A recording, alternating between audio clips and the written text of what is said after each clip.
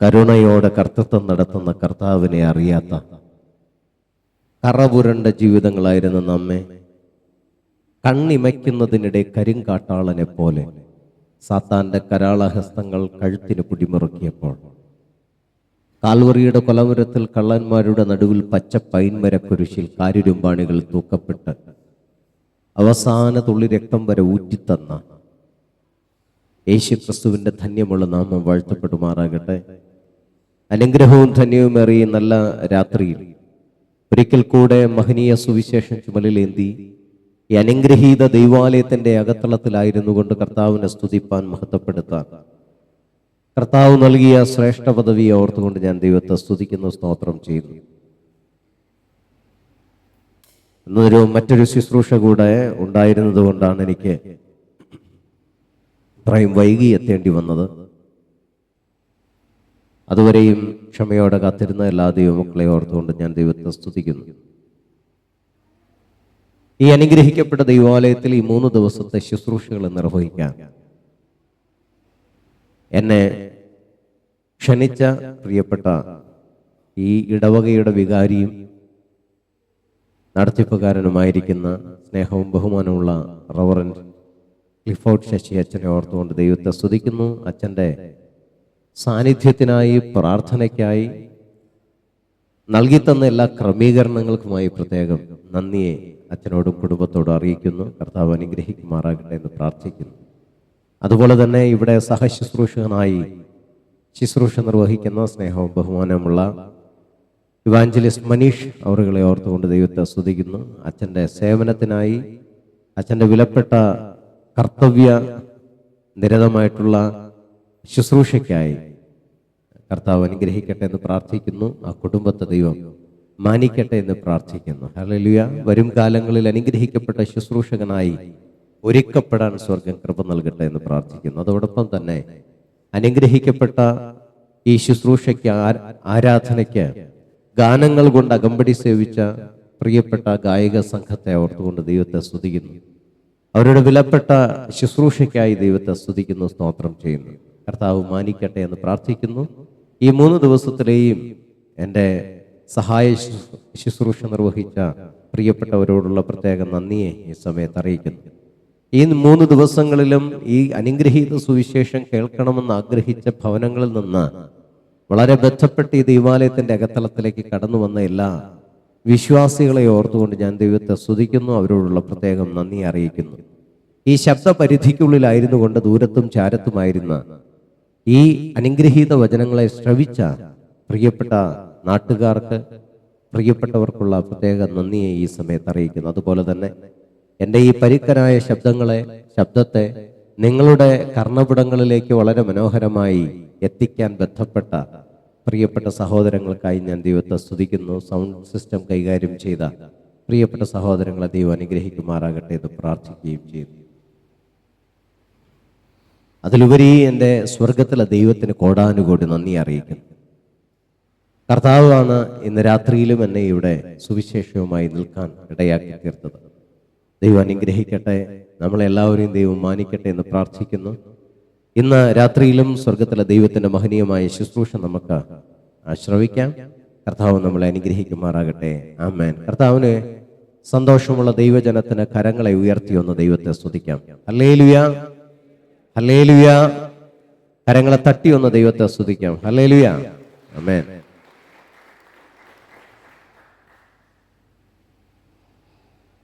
ഞാൻ എപ്പോഴും പറയാറുള്ള ഒരു കാര്യമാണ്, എടുത്തു പറയത്തക്ക ഗുണഗണങ്ങളോ, എടുത്തു പറയത്തക്ക ശ്രേഷ്ഠതകളോ, എടുത്തു പറയത്തക്ക കുടുംബ പാരമ്പര്യമോ കുടുംബ മഹിമയോ ഒന്നും ഇല്ലാതിരുന്ന എന്നെ ചേറ്റിൽ നിന്ന് വലിച്ചെടുത്തതുപോലെ സ്വർഗത്തിലെ ദൈവം വലിച്ചെടുത്ത് അവന്റെ ശുശ്രൂഷയ്ക്ക് വേണ്ടി നിലനിർത്തിയതാണ്.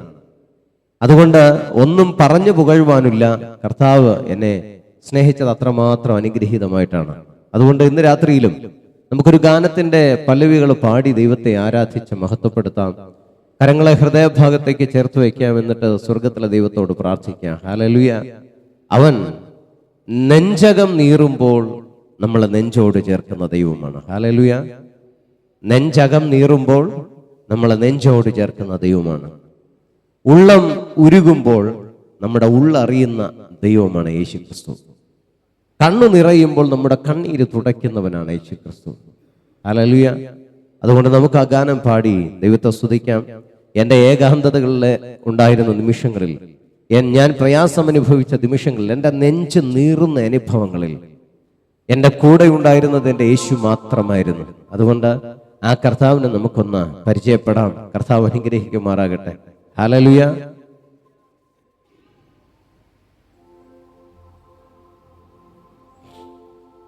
നെഞ്ചകം നീറുന്ന നേരം എന്നെ നെഞ്ചോടു ചേർക്കുന്ന നാഥ, ഉള്ളമുരുകുന്ന നേരം എൻ്റെ ഉള്ളറിഞ്ഞിടുന്ന നാഥ, നെഞ്ചകം നീറുന്ന നേരം എന്നെ നെഞ്ചോടു ചേർക്കുന്ന നാഥ, ഉള്ളമുരുകുന്ന നേരം എൻ്റെ ഉള്ളറിഞ്ഞിടുന്ന നാഥ, കണ്ണു നിറയുന്ന നേരം എൻ്റെ കണ്ണീർ തുടയ്ക്കുന്ന നാഥ, കണ്ണു നിറയുന്ന നേരം എൻ്റെ കണ്ണീർ തുടയ്ക്കുന്ന നാഥ. ആമേൻ. നെഞ്ചകം നീറുന്ന നേരം, ഒരുമിച്ചൊന്ന് പാടിക്കേ, എന്നെ നെഞ്ചോട് ചേർക്കുന്ന നാഥ. ഒരുമിച്ച്. നെഞ്ചകം നീറുന്ന നേരം എന്നെ നെഞ്ചോട് ചേർക്കുന്ന നാഥ, ഉള്ളമുരുകുന്ന നേരം എൻ്റെ ഉള്ളറിഞ്ഞിടുന്ന നാഥ, ആഞ്ഞടിക്കുന്നോരാ ചാട്ടവാറടി കൊണ്ട് വേഞ്ഞു വേഞ്ഞു നീ നടന്നു, ആഞ്ഞടിക്കുന്നോരാ ചാട്ടവാറടി കൊണ്ട് വേഞ്ഞു വേഞ്ഞു നീ നടന്നു, എങ്കിലും യേശുവേ നീ ഇതെല്ലാം സഹിച്ചതെന്റെ സങ്കടം നീക്കുവാനല്ലയോ, എങ്കിലും യേശുവേ നീ ഇതെല്ലാം സഹിച്ചതെന്റെ സങ്കടം നീക്കുവാനല്ലയോ, നെഞ്ചകം നീറുന്ന നേരം എന്നെ നെഞ്ചോടു ചേർക്കുന്ന നാഥ, ഉള്ളമുരുകുന്ന നേരം എൻ്റെ ഉള്ളറിഞ്ഞിടുന്ന നാഥ, ഉള്ളത്തിലുറയുന്ന വേദന നീക്കുവാൻ വന്നിടുമെന്നേശുനാഥൻ, ഉള്ളത്തിലുറയുന്ന വേദന നീക്കുവാൻ വന്നിടുമെന്നേശുനാഥൻ, പൊള്ളുന്നു ദുഃഖത്തിൻ അഗ്നിയാലെങ്കിലും ഉള്ളം തണുപ്പിക്കും നാഥൻ, പൊള്ളുന്നു ദുഃഖത്തിൻ അഗ്നിയാലെങ്കിലും ഉള്ളം തണുപ്പിക്കും നാഥൻ. ആമേൻ. നെഞ്ചകം നീറുന്ന നേരം, കരങ്ങൾ ഉയരട്ടെ, എന്നെ നെഞ്ചോടു ചേർക്കുന്ന നാഥ, ഉള്ളമുരുകുന്ന നേരം എൻ്റെ ഉള്ളറിഞ്ഞിടുന്ന നാഥ, കണ്ണു നിറയുന്ന നേരം എൻ്റെ കണ്ണീർ തുടയ്ക്കുന്ന നാഥ, കണ്ണു നിറയുന്ന നേരം എൻ്റെ കണ്ണീർ തുടയ്ക്കുന്ന നാഥ, നെഞ്ചകം നീറുന്ന നേരം എന്നെ നെഞ്ചോട് ചേർക്കുന്ന നാഥ, ഉള്ളമുരുകുന്ന നേരം എന്റെ ഉള്ളറിഞ്ഞിടുന്ന നാഥ. ഹല്ലേലൂയ. ഇന്ന് രാത്രിയിൽ എന്നെ കേൾക്കുന്ന പ്രിയപ്പെട്ട ദൈവജനമേ, നിന്റെ നെഞ്ചകം നീറുന്നത് അറിയുന്ന ഒരേ ഒരു ദൈവമേ ഉള്ളൂ. അവന്റെ പേര് യേശു എന്നാണ്. ഹല്ലേലൂയ. നിന്റെ ഉള്ളം ഉരുകുന്നത് അറിയുന്ന ഒരേ ഒരു ദൈവമേ ഉള്ളൂ. അതെന്റെ കർത്താവായ യേശുവാണ്. അതുകൊണ്ട് ഇന്ന് രാത്രികാലം നെഞ്ചകം നീറുന്ന നേരത്തെ നിന്നെ നെഞ്ചോട് ചേർക്കുന്ന ഒരു ദൈവമുണ്ടെന്ന്, ഉള്ളമുരുകുന്ന സമയത്ത് നിന്നെ ഉള്ളറിഞ്ഞിടുന്ന ഒരു ദൈവമുണ്ടെന്ന് ഇന്ന് രാത്രി മനസ്സിലാക്കിയ കർത്താവിന്റെ വചനങ്ങളെ ശ്രവിക്കാം. കർത്താവ് നമ്മൾ അനുഗ്രഹിക്കുമാറാകട്ടെ. അങ്ങനെ വിശ്വസിക്കുന്ന ദൈവജനമുണ്ടെങ്കിൽ കരങ്ങളെ തട്ടിയൊന്ന് ദൈവത്തെ സ്തുതിക്കാം. സ്വർഗം നമ്മളെ അനുഗ്രഹിക്കുമാറാകട്ടെ.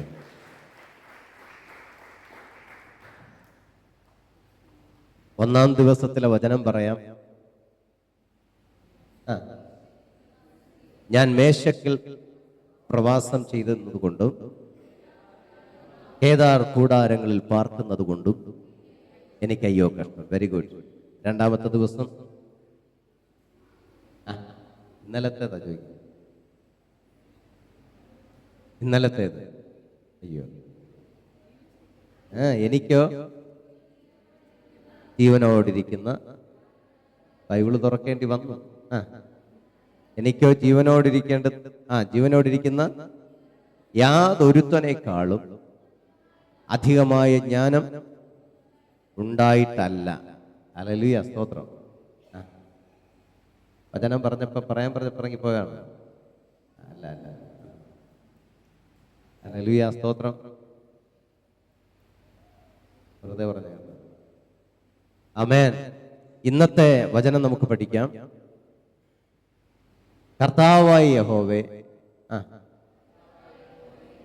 ബലവാനും ബലഹീനനും തമ്മിൽ കാര്യമുണ്ടായാൽ സഹായിപ്പാൻ നീയല്ലാതെ മറ്റാരുമില്ലല്ലോ. ഒന്നുകൂടെ, ബലവാനും ബലഹീനനും തമ്മിൽ കാര്യമുണ്ടായാൽ സഹായിപ്പാൻ നീയല്ലാതെ മറ്റാരുമില്ലല്ലോ. 2 ദിനവൃത്താന്തം 14:11. ആരും ബൈബിള് തുറക്കണ്ട. ഇനി അതിനൊന്നിനുള്ള സമയമില്ല. ഇന്ന് ബൈബിൾ വചനം എടുത്ത് വായിപ്പിക്കാനേ സമയമില്ല. ഇന്ന് സൂപ്പർ ഫാസ്റ്റ് പോലെ നമ്മളങ്ങ് പോവാണ്. ശ്രദ്ധിച്ചിരുന്നോണം. ദൂത് വേണമെന്നുള്ളവർ ഇത് ശ്രദ്ധിച്ചോണം. ഇന്നും കൂടെ ഉള്ളൂ. ആമോസ് പ്രവാചകൻ പറയുന്നു, അപ്പത്തിനായുള്ള വിശപ്പല്ല, വെള്ളത്തിനായുള്ള ദാഹവുമല്ല, യഹോവയുടെ വചനത്തിനായി തന്നെ ദാഹിക്കണം. ഹല്ലേലൂയ. എന്നിട്ട് അതിൻ്റെ തൊട്ട് താഴെ പറയുന്നു, ഇനി ഏറിയോ ഒന്ന് കഴിഞ്ഞിട്ട്, കുറെ നാളുകൾ കഴിഞ്ഞിട്ട് എന്താ, ഈ വചനം നിങ്ങൾ ആഗ്രഹിക്കും, നിങ്ങൾക്ക് ലഭിക്കുകയില്ല താനും. ഇതിനുവേണ്ടി നിങ്ങൾ വടക്കു മുതൽ കിഴക്ക് മുതൽ പടിഞ്ഞാറ് വരെയും തെക്കു മുതൽ വടക്കു വരെയും ഉഴന്നു ചെല്ലുന്ന കാലം വരുന്നു. ഹല്ലേലൂയ, ആമേൻ, സ്തോത്രം. എന്നാലും നിങ്ങളത് കണ്ടു കിട്ടുകയില്ല. ഹല്ലേലൂയ. നിങ്ങൾക്കത് കണ്ടു കിട്ടാത്ത സമയം വരുന്നു. അതുകൊണ്ട് ഇന്ന് രാത്രി കൂടെയേ ആമേൻ ഈ വർഷത്തെ ഈ യുവജനവാര കൺവെൻഷൻ ഉള്ളൂ. അതുകൊണ്ട് ഇന്ന് രാത്രി കൊണ്ട് ശ്രദ്ധിച്ചിരുന്നു ദൂത് കൈപ്പറ്റി മടങ്ങിപ്പോകുന്നവർക്ക് അതിന്റെ അനുഗ്രഹമുണ്ടെന്ന് ഒരിക്കൽ കൂടെ പറഞ്ഞുകൊള്ളട്ടെ. കർത്താവ് നിങ്ങളെ മാനിക്കുമാറാകട്ടെ. വാക്യം ഒന്നുകൂടെ പറയാം. ബലവാനും ബലഹീനനും തമ്മിൽ കാര്യമുണ്ടായാൽ സഹായിപ്പാൻ നീ അല്ലാതെ മറ്റാരുമില്ലല്ലോ. ഇതാരാ പറയുന്നത് എന്ന് ചോദിച്ചാൽ ആസ എന്ന് പറയുന്ന ഒരു മഹാരാജാവാണ്. ഇസ്രായേലിന്റെ ഒരു രാജാവാണ് പറയുന്നത്. പേരെന്താണ്? ആസ. ആസ എന്ന് പറയുന്ന ഒരു മഹാരാജാവാണ്, ഇസ്രായേലിന്റെ രാജാവാണ് ഈ വാക്കുകളെ പറയുന്നത്, ഈ വാക്യങ്ങൾ ഉച്ചരിക്കുന്നത്. ആരോടാണ് ഉച്ചരിക്കുന്നതെന്ന് ചോദിച്ചാൽ സ്വർഗത്തിലെ ദൈവത്തിനോട്, യഹോവയായ ദൈവത്തോടാണ് ഇത് പറയുന്നത്. ആരാ ആസ എന്ന് പറയുന്ന മഹാരാജാവ്? ആസ എന്ന് പറയുന്നത് യഹൂദ ഗോത്രത്തിന്റെ 3ാമത്തെ ഭരണാധികാരി, യഹൂദ വംശത്തിന്റെ 3ാം ഭരണാധികാരി, ഇസ്രായേലിന്റെ 5ാമത്തെ ഭരണാധികാരി. ഈ ആസയുടെ ഭരണകാലഘട്ടത്തെ കുറിച്ച് പഠിക്കുമ്പോൾ നമ്മൾക്ക് മനസ്സിലാക്കി തരുന്നതാ. ആസ ഏകദേശം 39 സംവത്സരം രാജാവായിട്ട് ഭരണം തുടർന്നു. എത്ര വർഷമാണ് ആസ ഭരിച്ചത്? എത്ര വർഷമാണ്? ഏകദേശം 39 സംവത്സരം ആസ ഇസ്രായേലിനെ ഭരിച്ചു.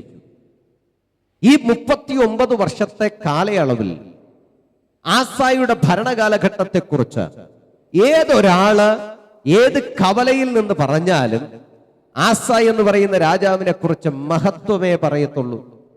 ആരും ഇകഴ്ത്തി പറയാറില്ല. എല്ലാവരും ആസ രാജാവിനെ കുറിച്ച് പുകഴ്ത്തിയേ പറയാറുള്ളൂ. അങ്ങനെയുള്ള നല്ലൊരു ഭരണം കാഴ്ചവെച്ച ഏക ഭരണാധികാരി എന്ന് വേണമെങ്കിൽ നമുക്ക് പറയാവുന്ന ഒരു ഭരണാധികാരിയായിരുന്നു ആര്? ആസ മഹാരാജാവ്. ഹല്ലേലൂയ. ഇസ്രായേലിൽ ഭരണം നടത്തിയ ഇസ്രായേലിന്റെ 5ാമത്തെ ഭരണാധികാരി, യഹൂദ വംശത്തിന്റെ 3ാമത്തെ ഭരണാധികാരി. ഞാൻ പറഞ്ഞല്ലോ, ആസായുടെ ഭരണകാലഘട്ടത്തെ കുറിച്ച് ആളുകൾ വാഴ്ത്തിപ്പാടിക്കൊണ്ടിരുന്നു. ഇനി ഇങ്ങനെ ഒരു രാജാവ് ഈ ഇസ്രായേലിൽ വരാനില്ല, ഇനി മേലിൽ വരികയുമില്ല. ആമേൻ. ഇതുവരെ ഉള്ള ഭരണാധികാരികളിൽ ഏറ്റവും മാന്യനായ ഭരണാധികാരി എന്ന് ആളുകൾ മുദ്ര ചാർത്തി കൊടുത്ത ഒരു ഭരണാധികാരി. ഒന്ന് ചിന്തിച്ചു നോക്കിക്കേ. ഹല്ലേലൂയ. അദ്ദേഹത്തിന്റെ 39 വർഷത്തെ ഭരണകാലയളവിനെ കുറിച്ച് ജനം പറയുന്നത് ഇങ്ങനെയാണ്. ജനം അതിനെക്കുറിച്ച് വാഴ്ത്തിപ്പാടുന്നത് ഇങ്ങനെയാണ്. അദ്ദേഹത്തിന്റെ 39 വർഷത്തെ ഭരണകാലഘട്ടത്തെ കുറിച്ച് ജനം പറയുന്നത് ഇങ്ങനെയാണ്. 3 ക്വാളിറ്റികളെ കുറിച്ച് പറയുന്നു. ആസ രാജാവിന്റെ ഭരണകാലഘട്ടത്തിലെ 3 ക്വാളിറ്റികൾ, ഭരണത്തിന്റെ 3 ക്വാളിറ്റികൾ. ഒന്ന്, ആസ രാജാവ് അന്നുണ്ടായിരുന്ന ബഹുദൈവ വിശ്വാസത്തെ തച്ചുടച്ചു കളഞ്ഞ ഭരണാധികാരിയാണ്. എന്താണ്? അന്നുണ്ടായിരുന്ന ബഹുദൈവ വിശ്വാസത്തെ തച്ചുടച്ചു കളയുന്നതിന് വേണ്ടി അശേര പ്രതിഷ്ഠകളെ, മറ്റിതര ദേവന്മാരുടെ പ്രതിഷ്ഠകളെ തകർത്തെറിഞ്ഞ ഏക ഭരണാധികാരി ആരാണ്? ആസ. മനസ്സിലാവുന്നുണ്ടോ? ചരിത്രമായതുകൊണ്ട് മനസ്സിലാകാൻ ഇച്ചിരി പ്രയാസമുണ്ട്. ശ്രദ്ധിച്ചിരുന്നാൽ ദൂതേറ്റെടുക്കണം. ആസ രാജാവ് അശേര പ്രതിഷ്ഠകളെ നശിപ്പിച്ചു കളഞ്ഞു, മറ്റിതര ദേവന്മാരുടെ പ്രതിമകളെ നശിപ്പിച്ചു കളഞ്ഞു. അങ്ങനെ ഇസ്രായേൽ മക്കളെ ബഹുദൈവ വിശ്വാസത്തിൽ നിന്ന് ഏകദൈവ വിശ്വാസം എന്ന് പറഞ്ഞാൽ യഹോവയായ ദൈവം ഒരുവനെ മാത്രം ആരാധിക്കുന്ന അവസ്ഥയിലേക്ക് ഇസ്രായേലിനെ കൊണ്ടുവരാൻ ഏറ്റവും കൂടുതൽ പണിപ്പെട്ട ഒരു ഭരണാധികാരിയായിരുന്നു ആരാ? എബ്രഹാം ലിങ്കൺ, അലക്സാണ്ടർ ആണോ? ആരാ? ആസ രാജാവ്. ഇനി പറയുന്നു, ആസ രാജാവിന്റെ ഭരണകാലയളവിൽ, ആസ രാജാവിന്റെ 39 വർഷത്തെ കാലഘട്ടത്തിൽ 10 വർഷം സ്വസ്ഥതയുള്ള ഭരണമായിരുന്നു. എന്താ? 10 വർഷം സ്വസ്ഥതയുള്ള ഭരണം. ഞാൻ ചോദിക്കട്ടെ ദൈവമക്കളെ, ഇന്നിവിടെ മാറി മാറി ഭരിക്കുന്ന കൊച്ചു കേരളമായിക്കൊള്ളട്ടെ, ഈ ഇന്ത്യ മഹാരാജ്യമായിക്കൊള്ളട്ടെ, ലോകമായിക്കൊള്ളട്ടെ, ഭരിക്കുന്ന ഭരണാധികാരികൾ, അവർ ഭരിക്കുന്ന ഭരണം സ്വസ്ഥതയുള്ള ഭരണമാണെന്ന് ഞാനോ നിങ്ങളോ പറയുമോ? ഇവിടെ ഇരിക്കുന്ന ആരെങ്കിലും പറയുമോ അച്ഛാ, മാറി മാറി വരുന്ന രാഷ്ട്രീയ പാർട്ടികൾ ഭരിക്കുന്ന ഭരണം സ്വസ്ഥതയുള്ള ഭരണമാണെന്ന് ഇവിടെ ആരും പറയില്ല. ഒരു ഭരണത്തെ സ്വസ്ഥമായ ഭരണമെന്ന് ഒരു വിഭാഗം ആളുകൾ പറഞ്ഞാൽ മറ്റൊരു വിഭാഗം പറയും ഇതുപോലൊരു സ്വസ്ഥത കെട്ട ഭരണം വേറെ ഇനി വരാനില്ല എന്ന് ആളുകൾ പറയും. ഒരു വിഭാഗം ഇത് നല്ലതാണെന്ന് പറഞ്ഞാൽ മറുവിഭാഗം പറയും അത് അസ്വസ്ഥമായ ഭരണമാണെന്ന്. ഒരു വിഭാഗം അസ്വസ്ഥമായ ഭരണമെന്ന് പറഞ്ഞാൽ മറുവിഭാഗം പറയും ഇത് നല്ല ഭരണമാണെന്ന്. അതുകൊണ്ട് മനസ്സിലാക്കുക, മാറി മാറി വരുന്ന രാഷ്ട്രീയ പാർട്ടികൾ വന്ന് ഭരിക്കുമ്പോൾ അവരുടെ ഭരണം സ്വസ്ഥമായ ഭരണമെന്ന് വിലയിരുത്താൻ ഇന്നുവരെ കഴിയാത്ത പക്ഷം, അന്ന് ആസ രാജാവ് ഭരിച്ചിരുന്ന കാലയളവിൽ 39 വർഷം ഭരിച്ചപ്പോൾ 10 വർഷം സ്വസ്ഥതയുള്ള ഭരണമായിരുന്നു എന്ന് വചനം ബോധിപ്പിക്കുന്നു. ഹല്ലേലൂയ. മനസ്സിലാകുന്നുണ്ടോ? ഇനി ആസ രാജാവിന്റെ 2 ക്വാളിറ്റികൾ പറഞ്ഞു. ആസ രാജാവിന്റെ ഭരണത്തിന്റെ 2 ക്വാളിറ്റികൾ. ഒന്ന്, അശേര പ്രതിഷ്ഠകളെ തകർത്ത് കളഞ്ഞ് ബഹുദൈവ വിശ്വാസത്തിൽ നിന്ന് ഏകദൈവ വിശ്വാസത്തിലേക്ക് ഇസ്രായേലിനെ കൊണ്ടുവന്ന ഒരു ഭരണാധികാരി. ഇനി രണ്ടാമത്തത് ഇവിടെ പറഞ്ഞു കഴിഞ്ഞു. എന്താ?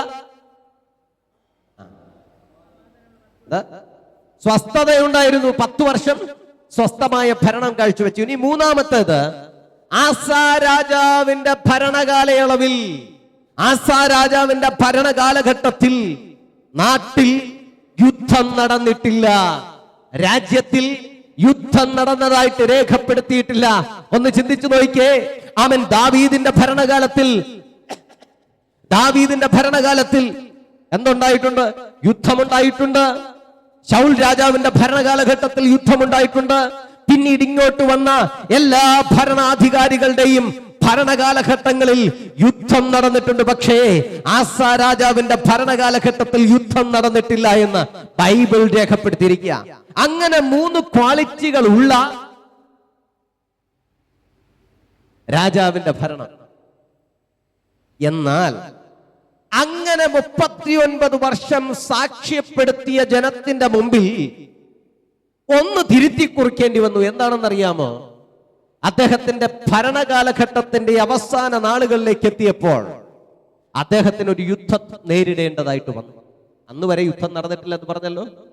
പക്ഷെ അന്ന് ഒരു യുദ്ധം നേരിടേണ്ടതായിട്ട് വന്നു. തൊട്ടടുത്ത രാജ്യമായ കൂശ്യ രാജ്യത്തിന്റെ രാജാവായ സേരഹുമായിട്ട് ഒരു യുദ്ധം, ഉടമ്പടി ഒപ്പിടേണ്ടി വന്നു. ശ്രദ്ധിക്കുന്നുണ്ടോ? ആരാ മക്കളെ ആ രാജാവിന്റെ പേര്? കൂശ്യ രാജാവായ സേരഹ്. മനസ്സിലാക്കണം കേട്ടോ, ശ്രദ്ധിച്ചിരുന്നോണം.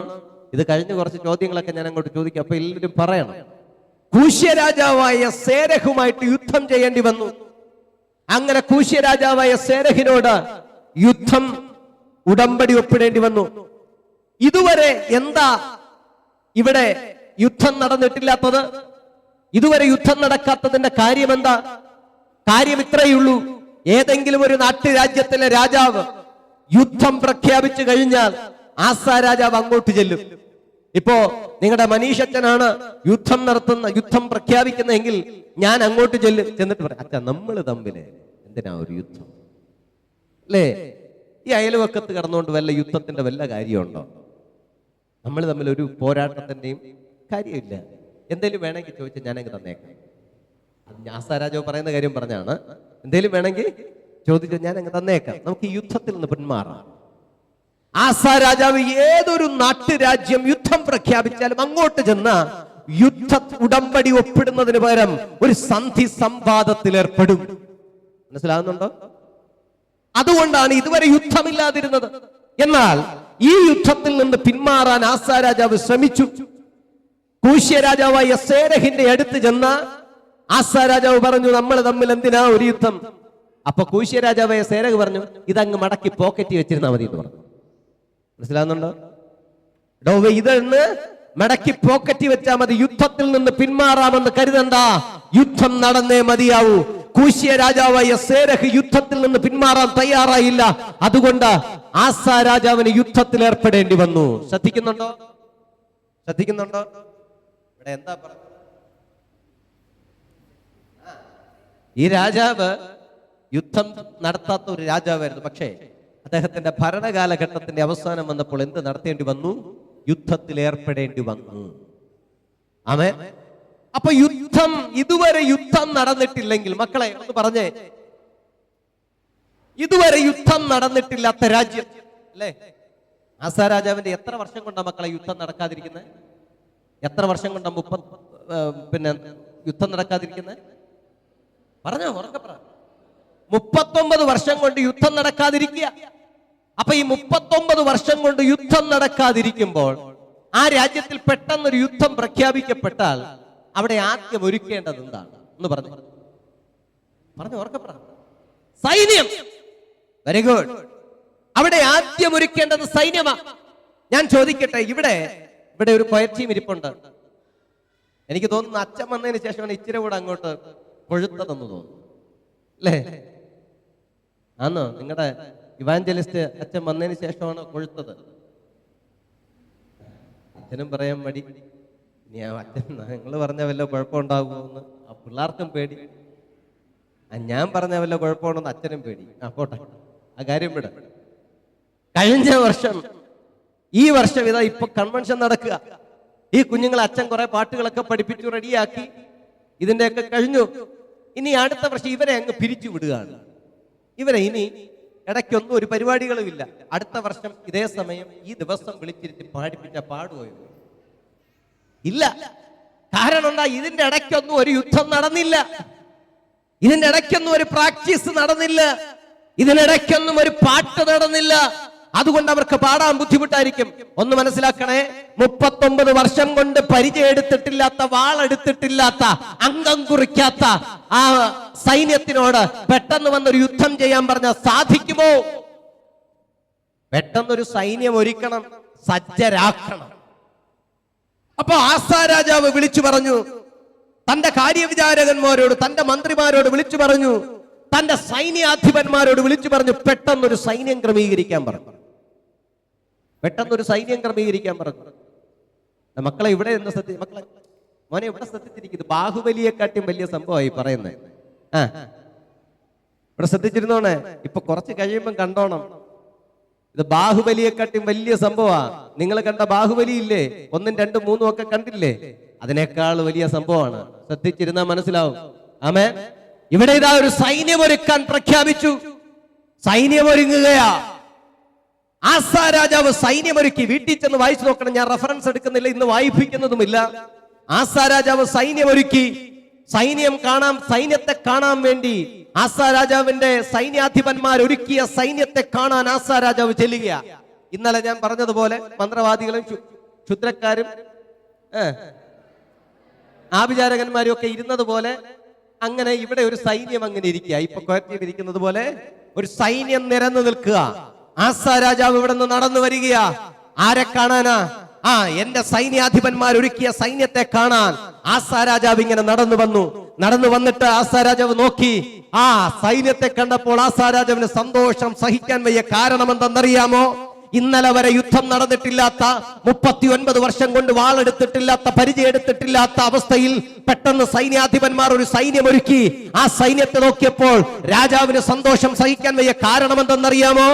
ശ്രദ്ധിച്ചോണേ ദൈവമക്കളെ, ഒന്ന് പറഞ്ഞേ, എന്റെ കൂടെ ഒന്ന് പറയണം. ഞാൻ പറഞ്ഞതിന് ശേഷം ഒന്ന് പറയണം. പറയേണ്ടത് ഇതാ, പറഞ്ഞോണേ. അപ്പോ നിങ്ങൾക്ക് മനസ്സിലാകും. വൻ പരിചയം എടുക്കാനും, വില്ലു കുലയ്ക്കാനും, വൻ പരിചയം എടുക്കാനും, കുന്തമെടുക്കാനും പ്രാപ്തിയുള്ള 3 ലക്ഷം പേര്. പറഞ്ഞേ, എത്ര പേര്? എത്ര ലക്ഷം പേരുണ്ട്? 3 ലക്ഷം പേര്. വൻ പരിചയം എടുക്കാൻ പ്രാപ്തിയുള്ള, കുന്തമെടുക്കാൻ പ്രാപ്തിയുള്ള 3 ലക്ഷം യഹൂദ്യർ. 3 ലക്ഷം പേരെന്നല്ല, 3 ലക്ഷം യഹൂദ്യർ അവിടെ നിൽപ്പുണ്ട്. ഇനി കേട്ടോണം, ഒന്ന് പറഞ്ഞേ. ചെറുപരിചയം എടുപ്പാനും, ഒന്ന് പറഞ്ഞേ, വില്ലുകുലയ്ക്കാനും പ്രാപ്തിയുള്ള 2,80,000 ബെന്യാമീന്യർ. അപ്പൊ എത്ര പേരുണ്ട്? വൻപരിചയം എടുക്കാനും കുന്തമെടുക്കാനും പ്രാപ്തിയുള്ള 3 ലക്ഷം യഹൂദ്യരും, ചെറുപരിചയം എടുക്കാനും വില്ലു കുലയ്ക്കാനും പ്രാപ്തിയുള്ള 2,80,000 ബെന്യാമീന്യരും നിരന്നു നിൽക്കുക. അപ്പൊ ടോട്ടൽ എത്ര പേരുണ്ട്? 5,80,000 പേര് ഇവിടെ നിരന്നു നിൽക്കുക. കണ്ടപ്പോ തന്നെ, ആമേൻ സ്തോത്രം, കണ്ടപ്പോ തന്നെ ആർക്ക് സന്തോഷം സഹിക്കാൻ വയ്യാതായി? ആസാ രാജാവിന് സന്തോഷം സഹിക്കാൻ വയ്യാതായി. കാരണം ഇന്നലെ വരെ പടനിരത്തിയിട്ടില്ലാത്ത, ഇന്നലെ വരെ ഇവിടെ ഒന്നും പടയ്ക്ക് പോകാത്ത അവസ്ഥ നിലനിൽക്കേ ഞാൻ പറഞ്ഞ ഉടനെ 5,80,000 പേരെന്റെ സൈന്യത്തിൽ നിരക്കാൻ ഇടയായെങ്കിൽ ചെറിയ കാര്യമാണോ അച്ഛ? അല്ല, ഇതൊരു വലിയ കാര്യമാ. കണ്ട് സന്തോഷിച്ച ആസാ രാജാവ് അങ്ങനെ നിൽക്കുക. ഇവിടെ പറയുന്നു വൻപരിചയം എടുക്കാനും വില്ലു കുലയ്ക്കാനും ഒക്കെ പ്രാപ്തിയുള്ളവരെന്നാ പറയുന്നത്, അല്ലേ? പ്രാപ്തിയുള്ളവരാ, പ്രാപ്തി ഇല്ലാത്തവരെന്നാണോ? അല്ല, പ്രാപ്തിയുള്ളവരാ. ഒന്ന് ചിന്തിച്ചു നോക്കി. ഞാനേ, എൻ്റെ അപ്പന് 3 മക്കളാണ്. എൻ്റെ അപ്പനും അമ്മയ്ക്ക് 3 മക്കളാണ്. 2 സഹോദരിമാരാ. അത് 2 എൻ്റെ മൂത്ത ആൾക്കാരാണ്. അപ്പൊ തന്നെ ഇളയവനായ ഞാൻ എങ്ങനെയായിരിക്കും ആ വീട്ടിലെന്ന് നിങ്ങൾക്ക് ചിന്തിക്കാവുന്നേ ഉള്ളൂ. എങ്ങനെയായിരുന്നിരിക്കും ചെറുപ്രായത്തിലൊക്കെ. അപ്പൊ എന്റെ ഒരു വിനോദം ഉണ്ടായിരുന്നു, ഈ വാൾപ്പയറ്റ് കളിക്കുക എന്നുള്ളത്. ചേച്ചിമാരുടെ അടുത്തൊക്കെ ചെന്ന് നിന്ന് ഒരു പയറ്റൊക്കെ ഉണ്ട്. അപ്പൊ എന്റെ അന്നത്തെ ആയുധം എന്താണെന്നറിയാമോ? മരിച്ചിന് കമ്പും ഇഡ്ഡലി തട്ടും. ഇപ്പൊ ഏകദേശം പിടിയിട്ട് പിള്ളേരൊക്കെ ചിരിക്കും, അവരിന്നൊന്നും ഇതെടുത്തിട്ടേ ഇല്ല. മരിച്ചിന് കമ്പും ഇഡ്ഡലി തട്ടും. കാരണം ഇത് വെച്ചാണ് നമ്മളെ വാൾപ്പയറ്റ്, അല്ലേ? അപ്പൊ ഇങ്ങനെ കളിച്ച് ഞാൻ ജയം നേടുന്ന അവസ്ഥ ഉണ്ടായിരുന്നു. ഇതെടുക്കാൻ വലിയ പ്രാപ്തിയൊന്നും വേണ്ട. എല്ലാരും ചിന്തിക്കുന്നത് വീട്ടിലെ ഇഡ്ഡലിത്തട്ട് എടുക്കുമ്പോൾ ആ വൻപരിചയം എടുക്കുന്നതെന്നാ. നോ, എല്ലാരും വിചാരിക്കുന്നത് മരിച്ചിന് കമ്പ് പിടിക്കും പോലെയാ ഇസ്രായേലിന്റെ ഒരു വാള് പിടിക്കുന്നതെന്നാ. നോ, അത് പിടിക്കണമെങ്കിൽ പ്രാപ്തി വേണം. അങ്ങനെ പ്രാപ്തിയുള്ള ആജാനുബാഹുക്കളായ 5,80,000 പേര് നിരന്നു നിൽക്കുക ചെറിയ കാര്യമാണോ? അല്ല, ചെറിയ കാര്യമല്ല. അങ്ങനെ കണ്ട് സന്തോഷിച്ച്, തന്റെ സൈന്യത്തെ കണ്ട് സന്തോഷിച്ച് നിൽക്കുന്ന ആസാ രാജാവിന്റെ ബുദ്ധിയിൽ പെട്ടെന്നൊരു ചിന്ത കൂടെ വന്നു. എടാവേ, എന്റെ സൈന്യത്തെ മാത്രം ഞാൻ കണ്ടാ പോരാ. എന്റെ സൈന്യത്തെ മാത്രം കണ്ടിട്ട് ഞാൻ യുദ്ധത്തിന് പോയാൽ പോരല്ലോ. മറുപടയെ കൂടെ എനിക്കൊന്ന് കാണണ്ടേ? മറു സൈന്യത്തെ കൂടെ ഞാനൊന്ന് കാണണ്ടേ? അവരെത്ര പേരുണ്ടെന്നുകൂടെ അറിയണ്ടേ? ആമേൻ. അങ്ങനെ ആസാ രാജാവ് തന്റെ സൈന്യത്തെ കണ്ടതിന് ശേഷം മറു സൈന്യത്തെ കാണാൻ വേണ്ടിട്ട് ഇറങ്ങി വന്നു. ഹല്ലേലൂയ. അതുപോലെയാണോ ഇവിടം? നോക്കിയാച്ച, ഇതുപോലെയാണോ ഇവിടെ? അല്ല.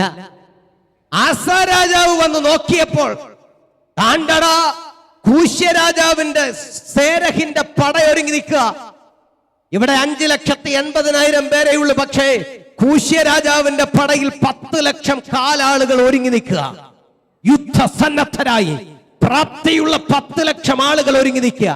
ഇവിടെ ഞങ്ങൾക്ക് എത്ര പേരെ ഉള്ളൂ? എത്ര പേരെ ഉള്ളൂ? 5,80,000 പേരെ ഉള്ളൂ.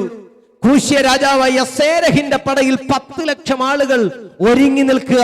മാത്രവുമല്ല 300 രഥങ്ങളുമുണ്ട് അവിടെ. ജയിക്കുമോ? ജയിക്കുമോ? എന്റെ ഒരു ചോദ്യം. ആര് ജയിക്കും? ആര് ജയിക്കും? കട്ടപ്പയുണ്ടെങ്കിൽ തോക്കും.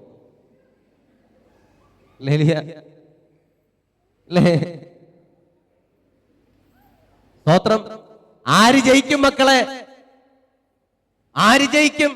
5,80,000 പേരെയും കൊണ്ടുപോകുന്ന ആസാ ജയിക്കുമോ? അതോ 10 ലക്ഷം കാലാളുകളെ നിരത്തി നിർത്തിയിരിക്കുന്ന സേരഹ് ജയിക്കുമോ? ആര് ജയിക്കും? ആമേൻ. ആസാ രാജാവ് അപ്പോൾ തന്നെ വിധി എഴുതി, ഈ 5,80,000 പേരെയും കൊണ്ട് 10 ലക്ഷം വരുന്ന പടക്കൂട്ടത്തിലേക്ക് ഞാൻ പാഞ്ഞു ചെന്നാൽ ഞാൻ തോറ്റു തുന്നം പാടും. മനസ്സിലാകുന്നുണ്ടോ? ചിലരങ്ങനെയാണ്. ഈ 5,80,000 പേര് ഇവിടെ ഉണ്ടെന്ന് പറഞ്ഞതുപോലെ ചിലർ യുദ്ധം ചെയ്യാൻ പോയ മറുപക്ഷത്തിന്റെ സ്ട്രെങ്ത് മനസ്സിലാകാതെ അങ്ങ് പോകും, അല്ലേ? വീട്ടിനടുത്തൊക്കെ വഴക്ക് കിടക്കുന്ന സമയത്ത് വാടാ, ഞാനും ഉണ്ട്, എൻ്റെ അനിയന്മാര് 2 പേരും ഉണ്ട്, എൻ്റെ അപ്പനും ഉണ്ട്, നമുക്ക് അടിച്ചിട്ട് വരാന്ന് പറഞ്ഞ് പോകുമ്പം ഇവിടെ എത്ര പേരുണ്ടെന്നുള്ളതേ മനസ്സിലുള്ളൂ. പക്ഷെ അവിടെ കൂട്ടി നിർത്തിയിരിക്കുന്നവന്റെ സംഭവം അറിയത്തില്ല, ചെന്ന് ഇടിയും മേടിക്കൊണ്ട് തിരിച്ചു വരും. അപ്പൊ നമ്മുടെ പടയിൽ എത്ര പേരുണ്ടെന്ന് കണ്ടിട്ട് ആരും പടക്കിറങ്ങി തിരിക്കരുത്, യുദ്ധത്തിനിറങ്ങി തിരിക്കരുത്. അപ്പുറത്ത് എത്ര പേരുണ്ടെന്ന് അറിഞ്ഞിട്ടേ പോകാവൂ. ആസാ രാജാവിന് മനസ്സിലായി, ഞാൻ ഈ 5,80,000 പേര് വലുതെന്ന് പറഞ്ഞ് അങ്ങോട്ട് ചെന്ന് കയറിക്കൊടുത്തതാ. കണ്ട അന്തം വിട്ടു. അപ്പുറത്ത് 10 ലക്ഷം പേര് ഒരുങ്ങി നിൽക്കുക. എത്ര ലക്ഷം പേര് അപ്പുറത്ത് കൂടുതലുണ്ട്? 4,20,000 പേര് അപ്പുറത്ത് കൂടുതലുണ്ട്. 4,20,000 പേര്. ആസാ രാജാവ് ഉറപ്പിച്ചു, 4,20,000 പേരെയും കൂടെ കൊണ്ടു ചെന്നാലേ അവിടെ ജയിച്ചു വരാൻ പറ്റുള്ളൂ. അറ്റ്ലീസ്റ്റ് അങ്ങനെയെങ്കിലും പോണം. ഹല്ലേലൂയ. മനസ്സിലായോ? എങ്കിലേ എനിക്ക് ജയിച്ചു വരാൻ സാധിക്കൂ. ആസാ രാജാവ് അങ്ങനെ നിന്നപ്പോൾ ആസാ രാജാവിന്റെ മുമ്പിൽ 2-3 ചോയ്സ് ഇങ്ങോട്ട് വന്നു, അല്ലേ? സുരേഷ് ഗോപി, മണിക്കുട്ടി ഓടിക്കൊണ്ടിരിക്കുകയാണെന്ന് പറഞ്ഞതുപോലെ, അല്ലേ? ആ പരിപാടി പറയുന്നത് പോലെ എന്താ, സമയം അങ്ങനെ ഓടിക്കൊണ്ടിരിക്കുന്നു. ആസാ രാജാവിന്റെ മനസ്സിൽ സുരേഷ് ഗോപി കൊടുത്തതുപോലെ 3 ചിന്ത, 3 ചോയ്സ് അങ്ങോട്ട് കൊടുക്കുകയാണ് അല്ലേ? 3 ഓപ്ഷൻ, ചോയ്സ് അല്ല, 3 ഓപ്ഷൻ കൊടുക്കുകയാണ്. ഓപ്ഷൻ നമ്പർ 1 എന്താണെന്നറിയാമോ? അന്നത്തെ കാലഘട്ടത്തിൽ ഒരു പ്രവിശ്യയിൽ മറ്റൊരു പടയോട് കൂട്ടിമുട്ടാൻ ഈ പടയിൽ ആളില്ലാതെ പോയാൽ വേറൊരു നാട്ടുരാജ്യത്തിൽ നിന്ന് പടയെ കടമെടുക്കാമായിരുന്നു. മനസ്സിലാകുന്നുണ്ടോ? അത് വായിക്കണമെങ്കിൽ ന്യായാധിപന്മാരുടെ പുസ്തകം 8-ാം അധ്യായം 2-ാമത്തെ വാക്യത്തിലേക്ക് പോകണം. ആരും വായിക്കണ്ട, ഓർമ്മിച്ചു വെച്ചിരുന്നിട്ട് പിന്നെ ചെന്ന് വായിക്കുക. ന്യായാധിപന്മാരുടെ പുസ്തകം 8-ാം അധ്യായം 2-ാമത്തെ വാക്യം വായിക്കുമ്പോൾ അങ്ങനെ കൊണ്ടുപോകാം എന്നുള്ളത് ഉണ്ടായിരുന്നു. മറ്റൊരു പടയെ കടമെടുത്തു പോകാമായിരുന്നു. ശ്രദ്ധിക്കണേ, എന്ത് ചെയ്യാമായിരുന്നു? മറ്റൊരു പടയെ കടമെടുത്തു പോകാം. അത് 1-ാമത്തെ ഓപ്ഷൻ. 2 ഓപ്ഷൻ നമ്പർ 2 എന്താണെന്നറിയാമോ? ചാകട്ടടാ മക്കളെ,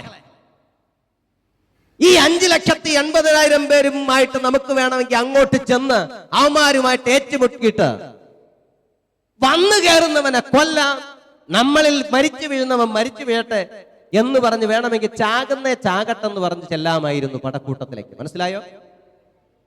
ഇതും ചെയ്യാമായിരുന്നു. 2-ാമത്തെ ഓപ്ഷൻ. പക്ഷേ ഏതെങ്കിലും ഒന്ന് ശരിയാവണം. അപ്പൊ 3-ാമത്തെ ഓപ്ഷനും കൂടെ കടന്നു വന്നു. 3-ാമത്തെ ഓപ്ഷൻ കടന്നു വന്നപ്പോൾ ബാക്കി 2 ഓപ്ഷനെയും ആര് തള്ളിക്കളഞ്ഞു? ആസാ രാജാവ് തള്ളിക്കളഞ്ഞു.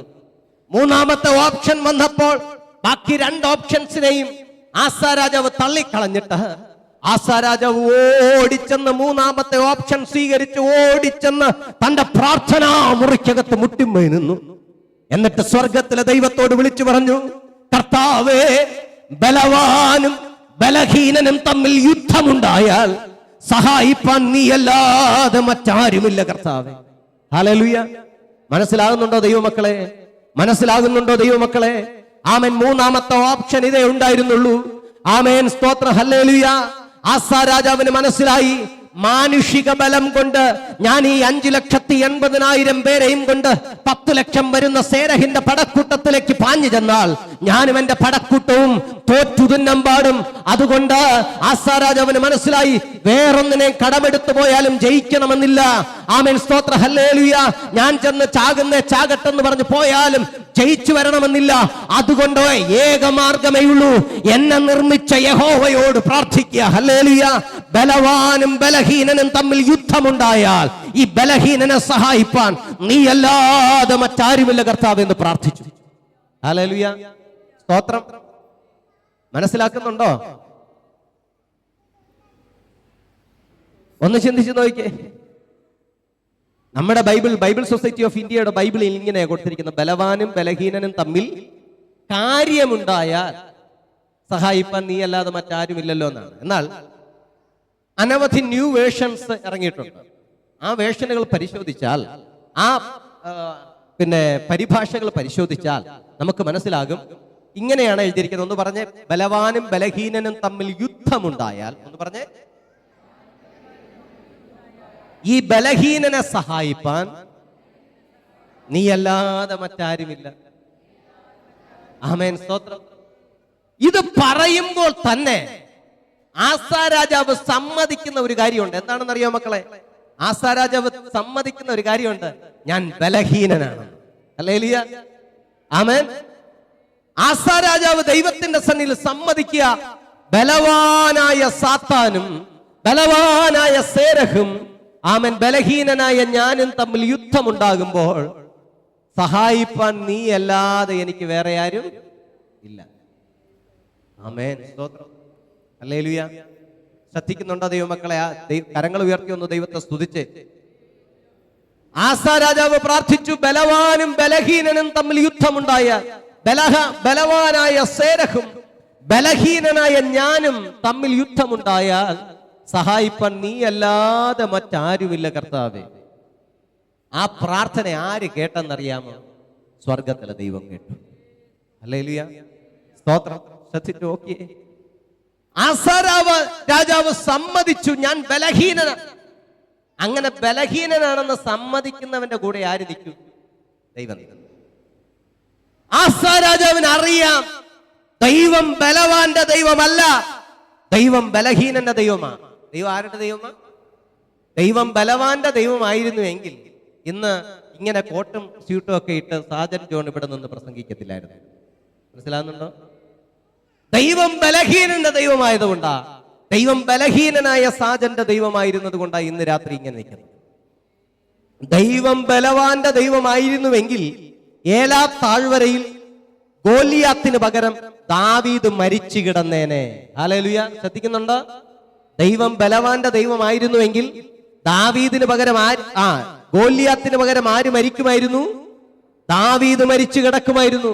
ദൈവം ബലവാന്റെ ദൈവമല്ലായിരുന്നു, ദൈവം മല്ലനായ ഗോലിയാത്തിന്റെ ദൈവമല്ലായിരുന്നു. പക്ഷെ ദൈവം ആരുടെ ദൈവമാ? ബലഹീനനായ ദാവീദിന്റെ ദൈവമായിരുന്നു. ദൈവം ബലവാന്റെ ദൈവമായിരുന്നുവെങ്കിൽ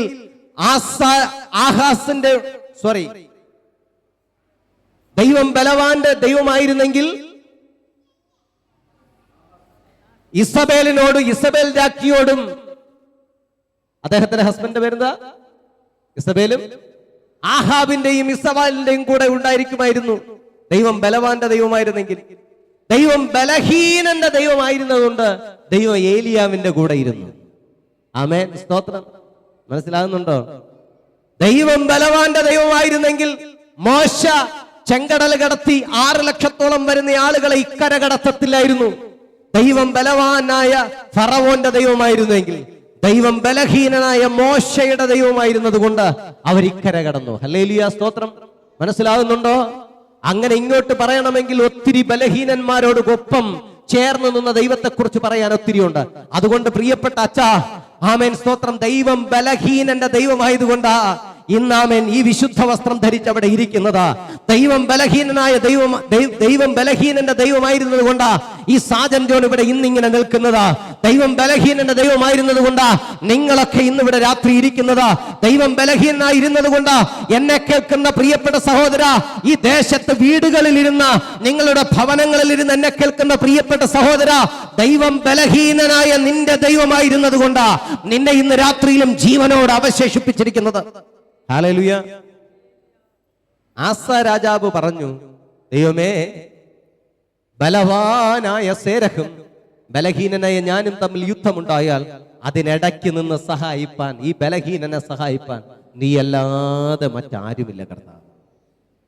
ആമേൻ. ഞാൻ ഇന്ന് രാത്രികാലം ചോദിക്കുക, വന്നു പെടുന്ന പ്രതിസന്ധികളുടെ നടുവിൽ പ്രാർത്ഥിച്ചിട്ടുണ്ടോ ഇന്ന് വരെ? കർത്താവേ, ബലവാനായ സാത്താനും ബലഹീനനായ ഞാനും തമ്മിൽ ഏറ്റുമുട്ടുമ്പോൾ ഈ ബലഹീനനെ സഹായിപ്പാൻ നീ അല്ലാതെ മറ്റാരുമില്ലെന്ന് പറഞ്ഞിട്ടുണ്ടോ? ആമേൻ. ഞാൻ ചോദിക്കുന്ന ചോദ്യം ഇതാണ്. ബലഹീനനായ സേരഹിന്റെ മുമ്പിൽ ബലവാൻ ആരായിരുന്നു? ബലഹീനനായ ആസായുടെ മുമ്പിൽ ബലവാൻ ആരായിരുന്നു? സേരഹ് രാജാവായിരുന്നു. അങ്ങനെയാണെങ്കിൽ ബലഹീനരായ നമ്മുടെ മുമ്പിൽ ഇവിടത്തെ എതിർശക്തി ആരാ? പിശാച്. ഹല്ലേലൂയ. പിശാചാണ് നമ്മുടെ മുമ്പിലെ ബലവാൻ. ആരാ ബലവാൻ? ഒന്ന് പറഞ്ഞേ ദൈവം. പിശാചാണ് ബലവാൻ. നമ്മുടെ മുമ്പിൽ നിൽക്കുന്ന ഏക ബലവാൻ എന്ന് പറയുന്നത് പിശാച.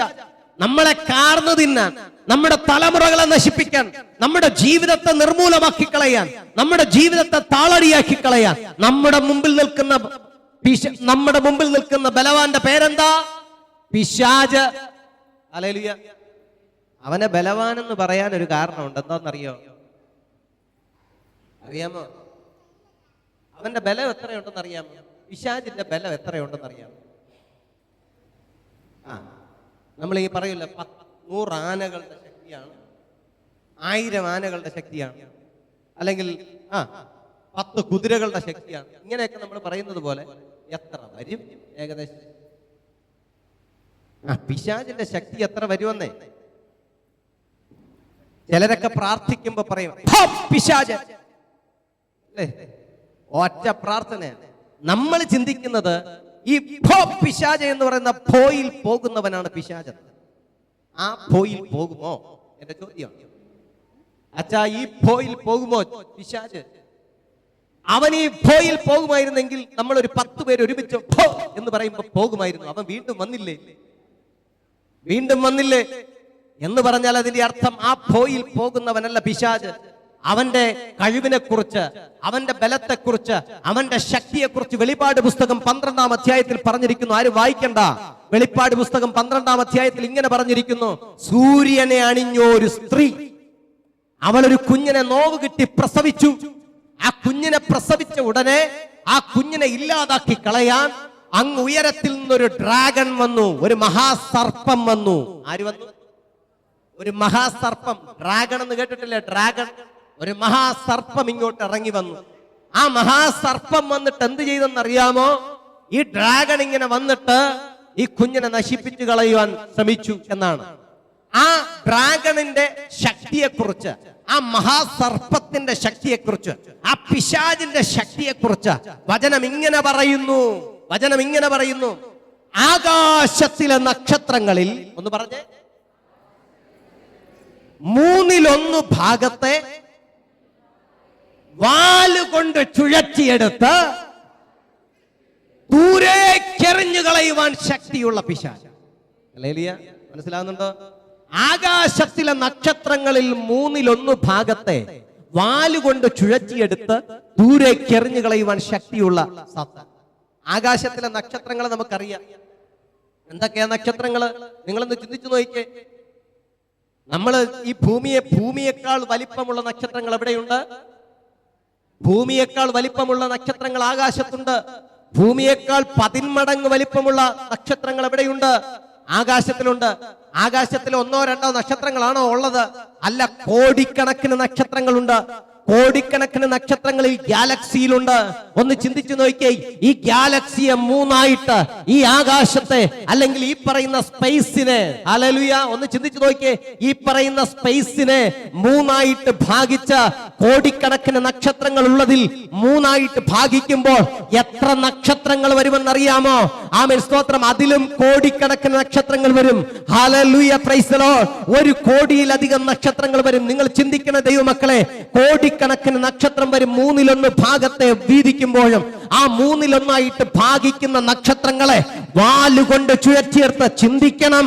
ആമേൻ. ഭൂമിയേക്കാൾ വലിപ്പമുള്ള, സൂര്യനേക്കാൾ വലിപ്പമുള്ള, ചന്ദ്രനേക്കാൾ വലിപ്പമുള്ള, ആമേൻ, സ്തോത്രം, കോടിക്കണക്കിന് നക്ഷത്രങ്ങൾ അടങ്ങിയ ഈ ഗാലക്സിയെ 3ആയിട്ട് ഭാഗിക്കുമ്പോൾ അതിൽ എത്ര നക്ഷത്രങ്ങളുണ്ടോ അതിനെ മുഴുവൻ വാലുകൊണ്ട് ചുഴറ്റിയെടുത്ത് ദൂരേക്ക് എറിഞ്ഞു കളയുവാൻ ശക്തിയുള്ള സാത്താൻ. അവന്റെ മുമ്പിൽ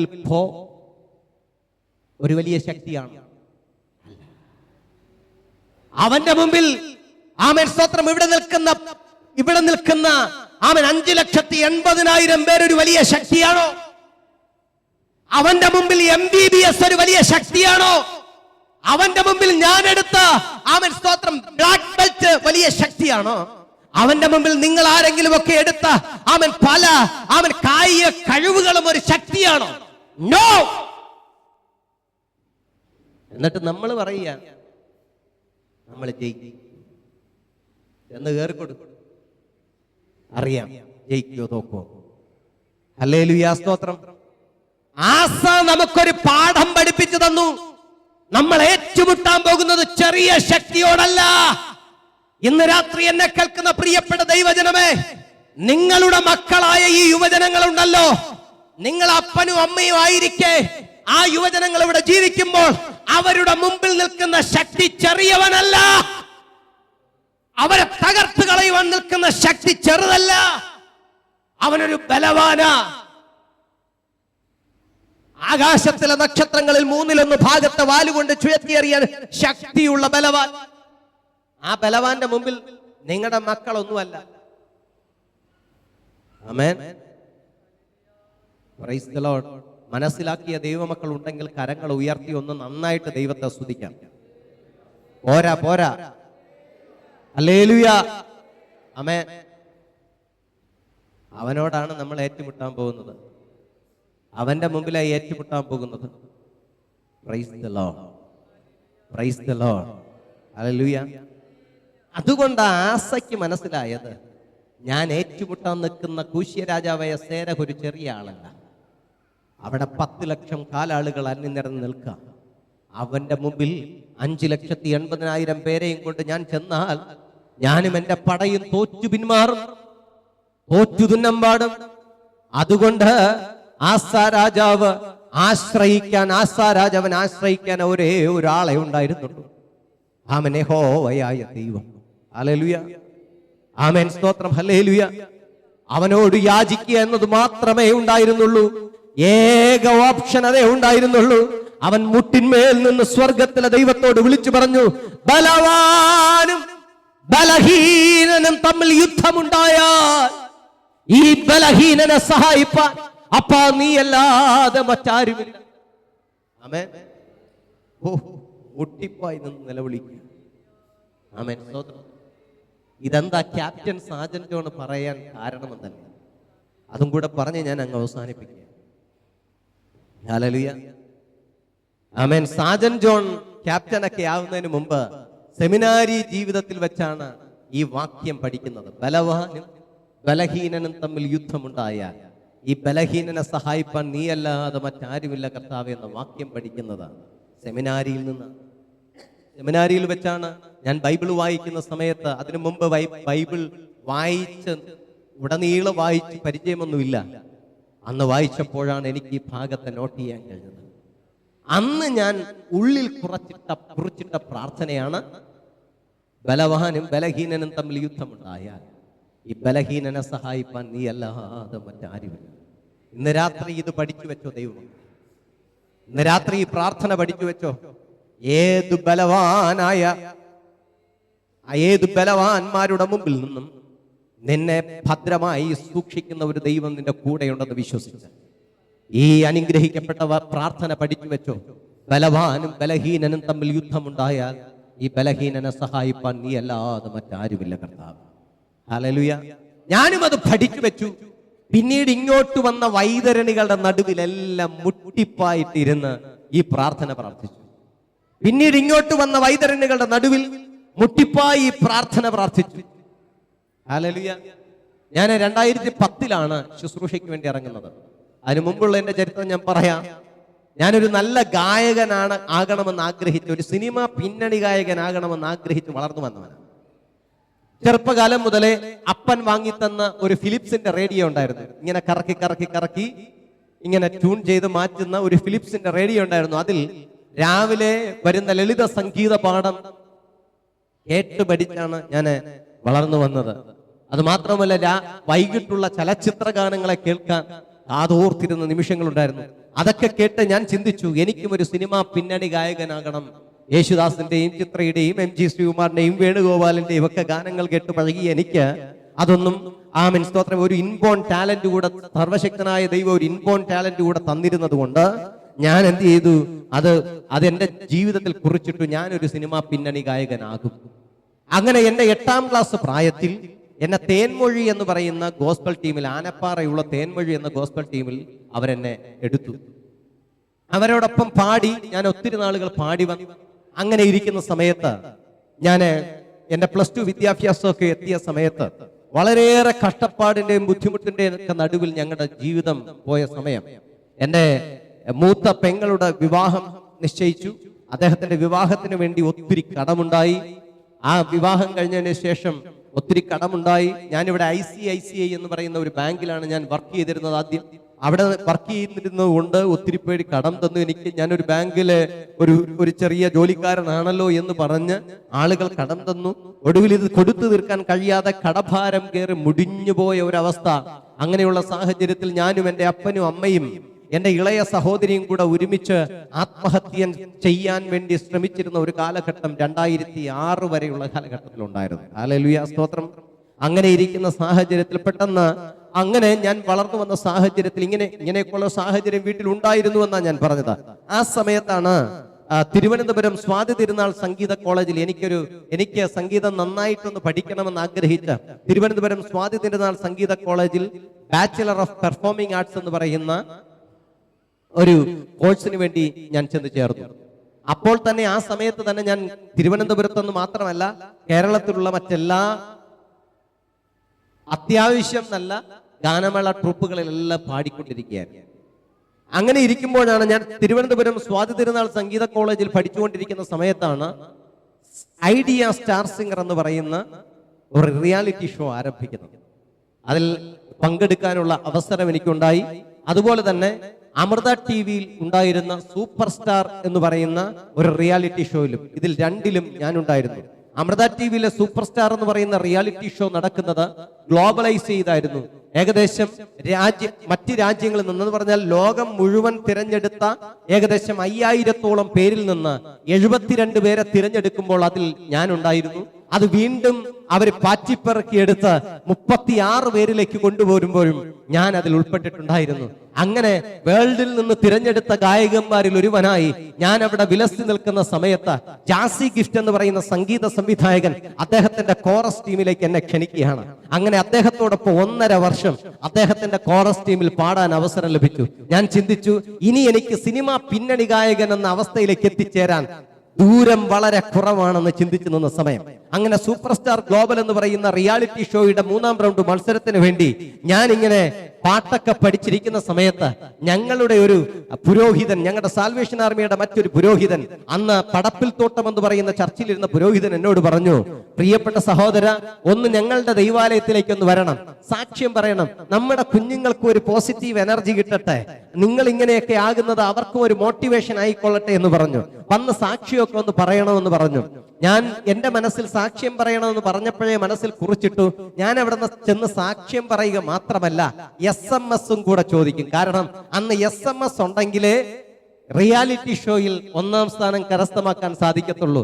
അങ്ങനെ മനസ്സിൽ കുറിച്ചിട്ട് അന്ന് ഈ പറയുന്ന റിയാലിറ്റി ഷോയ്ക്കൊക്കെ ഇടുന്നതിന് വേണ്ടി ഞാൻ എടുത്തു വെച്ചിരുന്ന നല്ല തുണിയും ഇട്ട് നല്ല വസ്ത്രമൊക്കെ ധരിച്ച് ഞാൻ എങ്ങനെ എന്റെ കയ്യിൽ സത്യനേശൻ, ഒരു ലൂഥർ മിഷനിലെ അച്ഛൻ തന്ന, സത്യനേശൻ എന്ന് പറയുന്ന ഈ അച്ഛൻ തന്ന ഒരു ബൈബിൾ ഉണ്ട് എന്റെ കയ്യിൽ.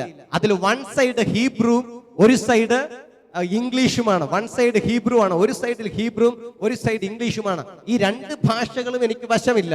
എങ്കിലും അതിന്റെ സൈഡിൽ കൂടെയുള്ള ഗോൾഡൻ വര കണ്ടാൽ ആളുകൾ ആകർഷിക്കുമെന്നുള്ളത് കൊണ്ട് ഈ ബൈബിൾ എടുത്ത് കരത്തിൽ പിടിച്ച് ഞാൻ എന്നൊരു, ഞങ്ങളുടെ നാട്ടിൽ ബൈക്ക് ടാക്സി ഉണ്ടായിരുന്നു അന്ന്, ഈ വെള്ളറയുടെ ഭാഗത്തൊക്കെ ബൈക്ക് ടാക്സി ഉണ്ട്. അന്നൊരു ബൈക്ക് ടാക്സി പിടിച്ച് ഞാൻ അവിടേക്ക് പോവുകയാണ്, ആ പള്ളിയിലേക്ക് പോവുകയാണ്. കമയോടെ ഈ വസ്ത്രമൊക്കെ ധരിച്ച് ഈ എനിക്ക് വായിക്കാൻ അറിയാത്ത ബൈബിളൊക്കെ ആളുകളെ കാണിച്ച് ഞാൻ അങ്ങോട്ടിരുന്ന് പോകുന്ന സമയത്ത് തുടലി എന്ന് പറയുന്ന സ്ഥലത്തെത്തിയപ്പോൾ ഒരു നായ കുറുകെ ചാടി. അദ്ദേഹം ബ്രേക്ക് പിടിച്ചു, പുറകിലിരുന്ന് ഞാൻ തെറിച്ച് ആ ഗട്ടർ റോഡിൽ വീണു. ഞാൻ ആ ഗട്ടർ റോഡിൽ ഏകദേശം 5 മീറ്ററോളം ഇടിച്ചിടിച്ച് വീണു. ബോധരഹിതനായി എന്നെ എടുത്ത ഒരു ഓട്ടോയുടെ പിൻസീറ്റിൽ ഇരുത്തിയിട്ട് ആളുകൾ വെള്ളം തളിച്ചു തരുമ്പോൾ എനിക്ക് ബോധം വന്നു. ഞാൻ ബോധം വന്നിട്ട് കാണുന്നത് ഓട്ടോയുടെ ഫ്രണ്ട് മിററാണ് കാണുന്നത്. ആ ഫ്രണ്ട് മിററിൽ കൂടെ എന്റെ മുഖം നോക്കിയപ്പോൾ പാതി മുഖം എനിക്കില്ലാത്തതുപോലെ തോന്നി. ആമേൻ. അവിടെ നിന്ന് എന്നെ വെള്ളറട ദേവി ഹോസ്പിറ്റലിലേക്ക് കൊണ്ടുപോയി പ്രാഥമിക ചികിത്സയൊക്കെ നൽകിയിട്ട് ഡോക്ടർമാർ പറഞ്ഞു, ഇനി ഒരു പ്ലാസ്റ്റിക് സർജറിയിലൂടെ അല്ലാതെ ഈ മുഖം ഇനി നേരെയാക്കി എടുക്കാൻ സാധിക്കത്തില്ല. ഞാനും ചിന്തിച്ചു, ആകപ്പാടെ ഇങ്ങനെയുള്ള ഒരു മുഖമേ ഉള്ളൂ, കാണാൻ വലിയ ഭംഗിയൊന്നുമില്ല, ഇനി അതിൽ കൂടെ ഇങ്ങനെ ഒരു പ്ലാസ്റ്റിക് സർജറിയുടെ ആവുമ്പോ എന്ത് പരുവമായിരിക്കുമെന്ന് ഞാൻ ചിന്തിച്ചു. ഞാൻ അങ്ങനെ പ്രാഥമിക ചികിത്സയൊക്കെ നേടി ഇവിടെ വന്ന് വീട്ടിലേക്ക് എന്നെ കൊണ്ടുവന്ന് എന്റെ കിടക്കയിൽ കിടത്തിയിരിക്കുമ്പോൾ എന്റെ അമ്മ എന്റെ അരികിലേക്ക് വന്നിരുന്നു. ഹല്ലേലൂയ, സ്തോത്രം. എന്റെ മാതാവ് എന്റെ അരികിലേക്ക് വന്നിരുന്നിട്ട് എന്നോട് എന്നെ തട്ടി വിളിച്ചിട്ട് മക്കളെ എന്ന് പറഞ്ഞിട്ട് ഒരു കാര്യം പറഞ്ഞു. മക്കളെ, ഒരു കാര്യം ഞാൻ പറയുന്നത് വ്യക്തമായി കേൾക്കണം. നിന്നെ സ്റ്റാർ സിംഗർ ആക്കാനോ, നിന്നെ ഐഡിയ സ്റ്റാർ സിംഗർ ആക്കാനോ, നിന്നെ സൂപ്പർ സ്റ്റാർ ആക്കാനോ അല്ല സ്വർഗത്തിലെ ദൈവത്തിന്റെ പദ്ധതി. മറിച്ച് സ്വർഗത്തിലെ ദൈവത്തിന് വേണ്ടി പാടാനും പ്രസംഗിക്കാനും നിന്നെ തിരഞ്ഞെടുക്കുന്ന നാളുകൾ അടുത്തു. അതുകൊണ്ടാണ് ഇങ്ങനെയൊക്കെ പറ്റിയത് എന്ന് എന്നോട് പറഞ്ഞു. ഹല്ലേലൂയ. അതുകൊണ്ട് എന്റെ മാതാവ് എന്നോട് പറഞ്ഞു, അതുകൊണ്ട് ഇനി താമസിക്കരുത്, കർത്താവിന്റെ വേലയ്ക്ക് വേണ്ടി ഒരുങ്ങിക്കൊള്ളാൻ ആഹ്വാനം ചെയ്തു. അത് മനസ്സാലെ അന്ന് രാത്രിയിൽ ഏറ്റെടുത്തു. അവൻ അന്ന് മുതൽ ഇന്ന് വരെ കർത്താവിന് വേണ്ടി പാടിക്കൊണ്ടിരിക്കുക. ഹല്ലേലൂയ, സ്തോത്രം. ഇന്ന് വരെ കർത്താവ് താഴ്ത്തിയിട്ടില്ല. കൂട്ടിക്കഴിച്ച് നോക്കിയാൽ അനുഗ്രഹമല്ലാതെ മറ്റൊന്നും തരാതെ സ്വർഗത്തിലെ ദൈവം ഇതുവരെയും പരിപാലിച്ചു കൊണ്ടിരിക്കുന്നു. അതുകൊണ്ട് വന്ന വഴികളിൽ ഒത്തിരി വൈതരണികളെ നേരിടേണ്ടി വന്നിട്ടുണ്ട്. അവന് വേണ്ടി ആ കർത്താവിന്റെ സന്നിധിയിൽ അവന്റെ ശുശ്രൂഷയ്ക്ക് വേണ്ടി ഇറങ്ങിത്തിരിച്ച നാളുകൾ തൊട്ട് ഇന്ന് വരെ അനുഭവിക്കാത്ത വൈതരണികളില്ല, അനുഭവിക്കാത്ത വേദനകളില്ല, അനുഭവിക്കാത്ത ത്യാഗങ്ങളില്ല, അനുഭവിക്കാത്ത ബുദ്ധിമുട്ടുകളില്ല, അനുഭവിക്കാത്ത പ്രതിസന്ധികളില്ല, അനുഭവിക്കാത്ത പ്രശ്നങ്ങളില്ല. പക്ഷേ ആമേൻ, സ്തോത്രം, ആ പ്രതിസന്ധികളുടെ നടുവിലൊക്കെ സ്വർഗത്തിലെ ദൈവം കൂടെയുണ്ടായിരുന്നു. ആമേൻ. സ്തോത്രം. കർത്താവിന്റെ ശുശ്രൂഷയ്ക്ക് വേണ്ടി വിളിച്ചു. എൻ്റെ അപ്പനും അമ്മയും കരുതിയത് മോൻ സുവിശേഷ വേലയ്ക്കല്ലേ പോകുന്നത്, ഇനി എന്തെങ്കിലും വിഷമിക്കേണ്ട കാര്യമില്ല, ഇനി ഒന്നും വിഷമിക്കേണ്ട കാര്യമില്ല. കാരണം മോൻ സുവിശേഷ വേലയ്ക്കാ പോകുന്നത്, ഓടെ കടക്കത്തില്ല, ഒന്ന് അല്ലേ, ഒരിടത്തും വെച്ച് അടി കിട്ടത്തില്ല അല്ലേ, ആളുകൾ മാനിക്കും. ഇതൊക്കെയാണ് എൻ്റെ അപ്പൻ്റെ അമ്മയുടെ മനസ്സിലുണ്ടായിരുന്ന ചിന്താഗതി. കാരണം അപ്പനും അമ്മയുമാണ് ചിന്തിക്കാൻ കാര്യമുണ്ട്. ഗാനമേള കഴിഞ്ഞാൽ രാത്രി 2-3 മണിക്കാ തിരിച്ചെത്തുന്നത്. അതുവരെ എന്റെ അപ്പൻ തൊട്ട് പുറകിലുള്ള മുള്ളുവേലിയിൽ പിടിച്ചോണ്ട് ഇങ്ങനെ നിൽക്കും. അന്ന് അദ്ദേഹം നിന്നപ്പോ ഞാൻ വന്നിട്ട് ചോദിക്കും, പപ്പയ്ക്ക് വേറെ പണിയൊന്നുമില്ലേ, ഇങ്ങനെ 2-3 മണി വരെ ചെന്ന് കിടന്നുറങ്ങിക്കൂടെ, രാത്രി 3 മണിയൊക്കെ ആകുമ്പോൾ വെട്ടാൻ പോകാനുള്ളതാ. പക്ഷേ അദ്ദേഹം ഉറക്കമില്ലാതെ ഇങ്ങനെ കാത്തിരിക്കും. പക്ഷേ ഇന്ന് ഞാൻ ചിന്തിക്കുന്നു, ഇന്ന് ഞാൻ അത് മനസ്സിലാക്കുന്നു, എന്നെ കാത്തിരിക്കാൻ ഒരു അപ്പനില്ല, പക്ഷെ എന്റെ മകന് വേണ്ടി ഞാൻ കാത്തിരിക്കുന്നുണ്ട്. ഹല്ലേലൂയ, സ്തോത്രം. എന്റെ മക്കൾ എവിടെയെങ്കിലും പോയിട്ട് ഒരു 5 മിനിറ്റ് താമസിച്ചാൽ വല്ലാത്തൊരു ബുദ്ധിമുട്ട് ഹൃദയത്തിൽ രൂപപ്പെടും. അപ്പൊ ഞാൻ ചിന്തിക്കും, എന്റെ അപ്പനും ഇതുപോലെ ആയിരുന്നല്ലോ ചിന്തിച്ചത്. ഹല്ലേലൂയ, സ്തോത്രം. ശ്രദ്ധിച്ചോണേ ദൈവമക്കളെ, ആമേൻ. അതുകൊണ്ട് അന്നൊരു സമാധാനം വന്ന് ഇനി അവൻ ഇങ്ങനെ കറങ്ങി നടക്കത്തില്ല, രാത്രികാലങ്ങളിൽ ഇങ്ങനെ പോകേണ്ടി വരത്തില്ല. ആമൻ, വീട്ടിലിരിക്കുന്നവർക്ക് സമാധാനം ഉണ്ടാകും. അങ്ങനെ ശുശ്രൂഷയ്ക്ക് വേണ്ടി പറഞ്ഞയച്ചു.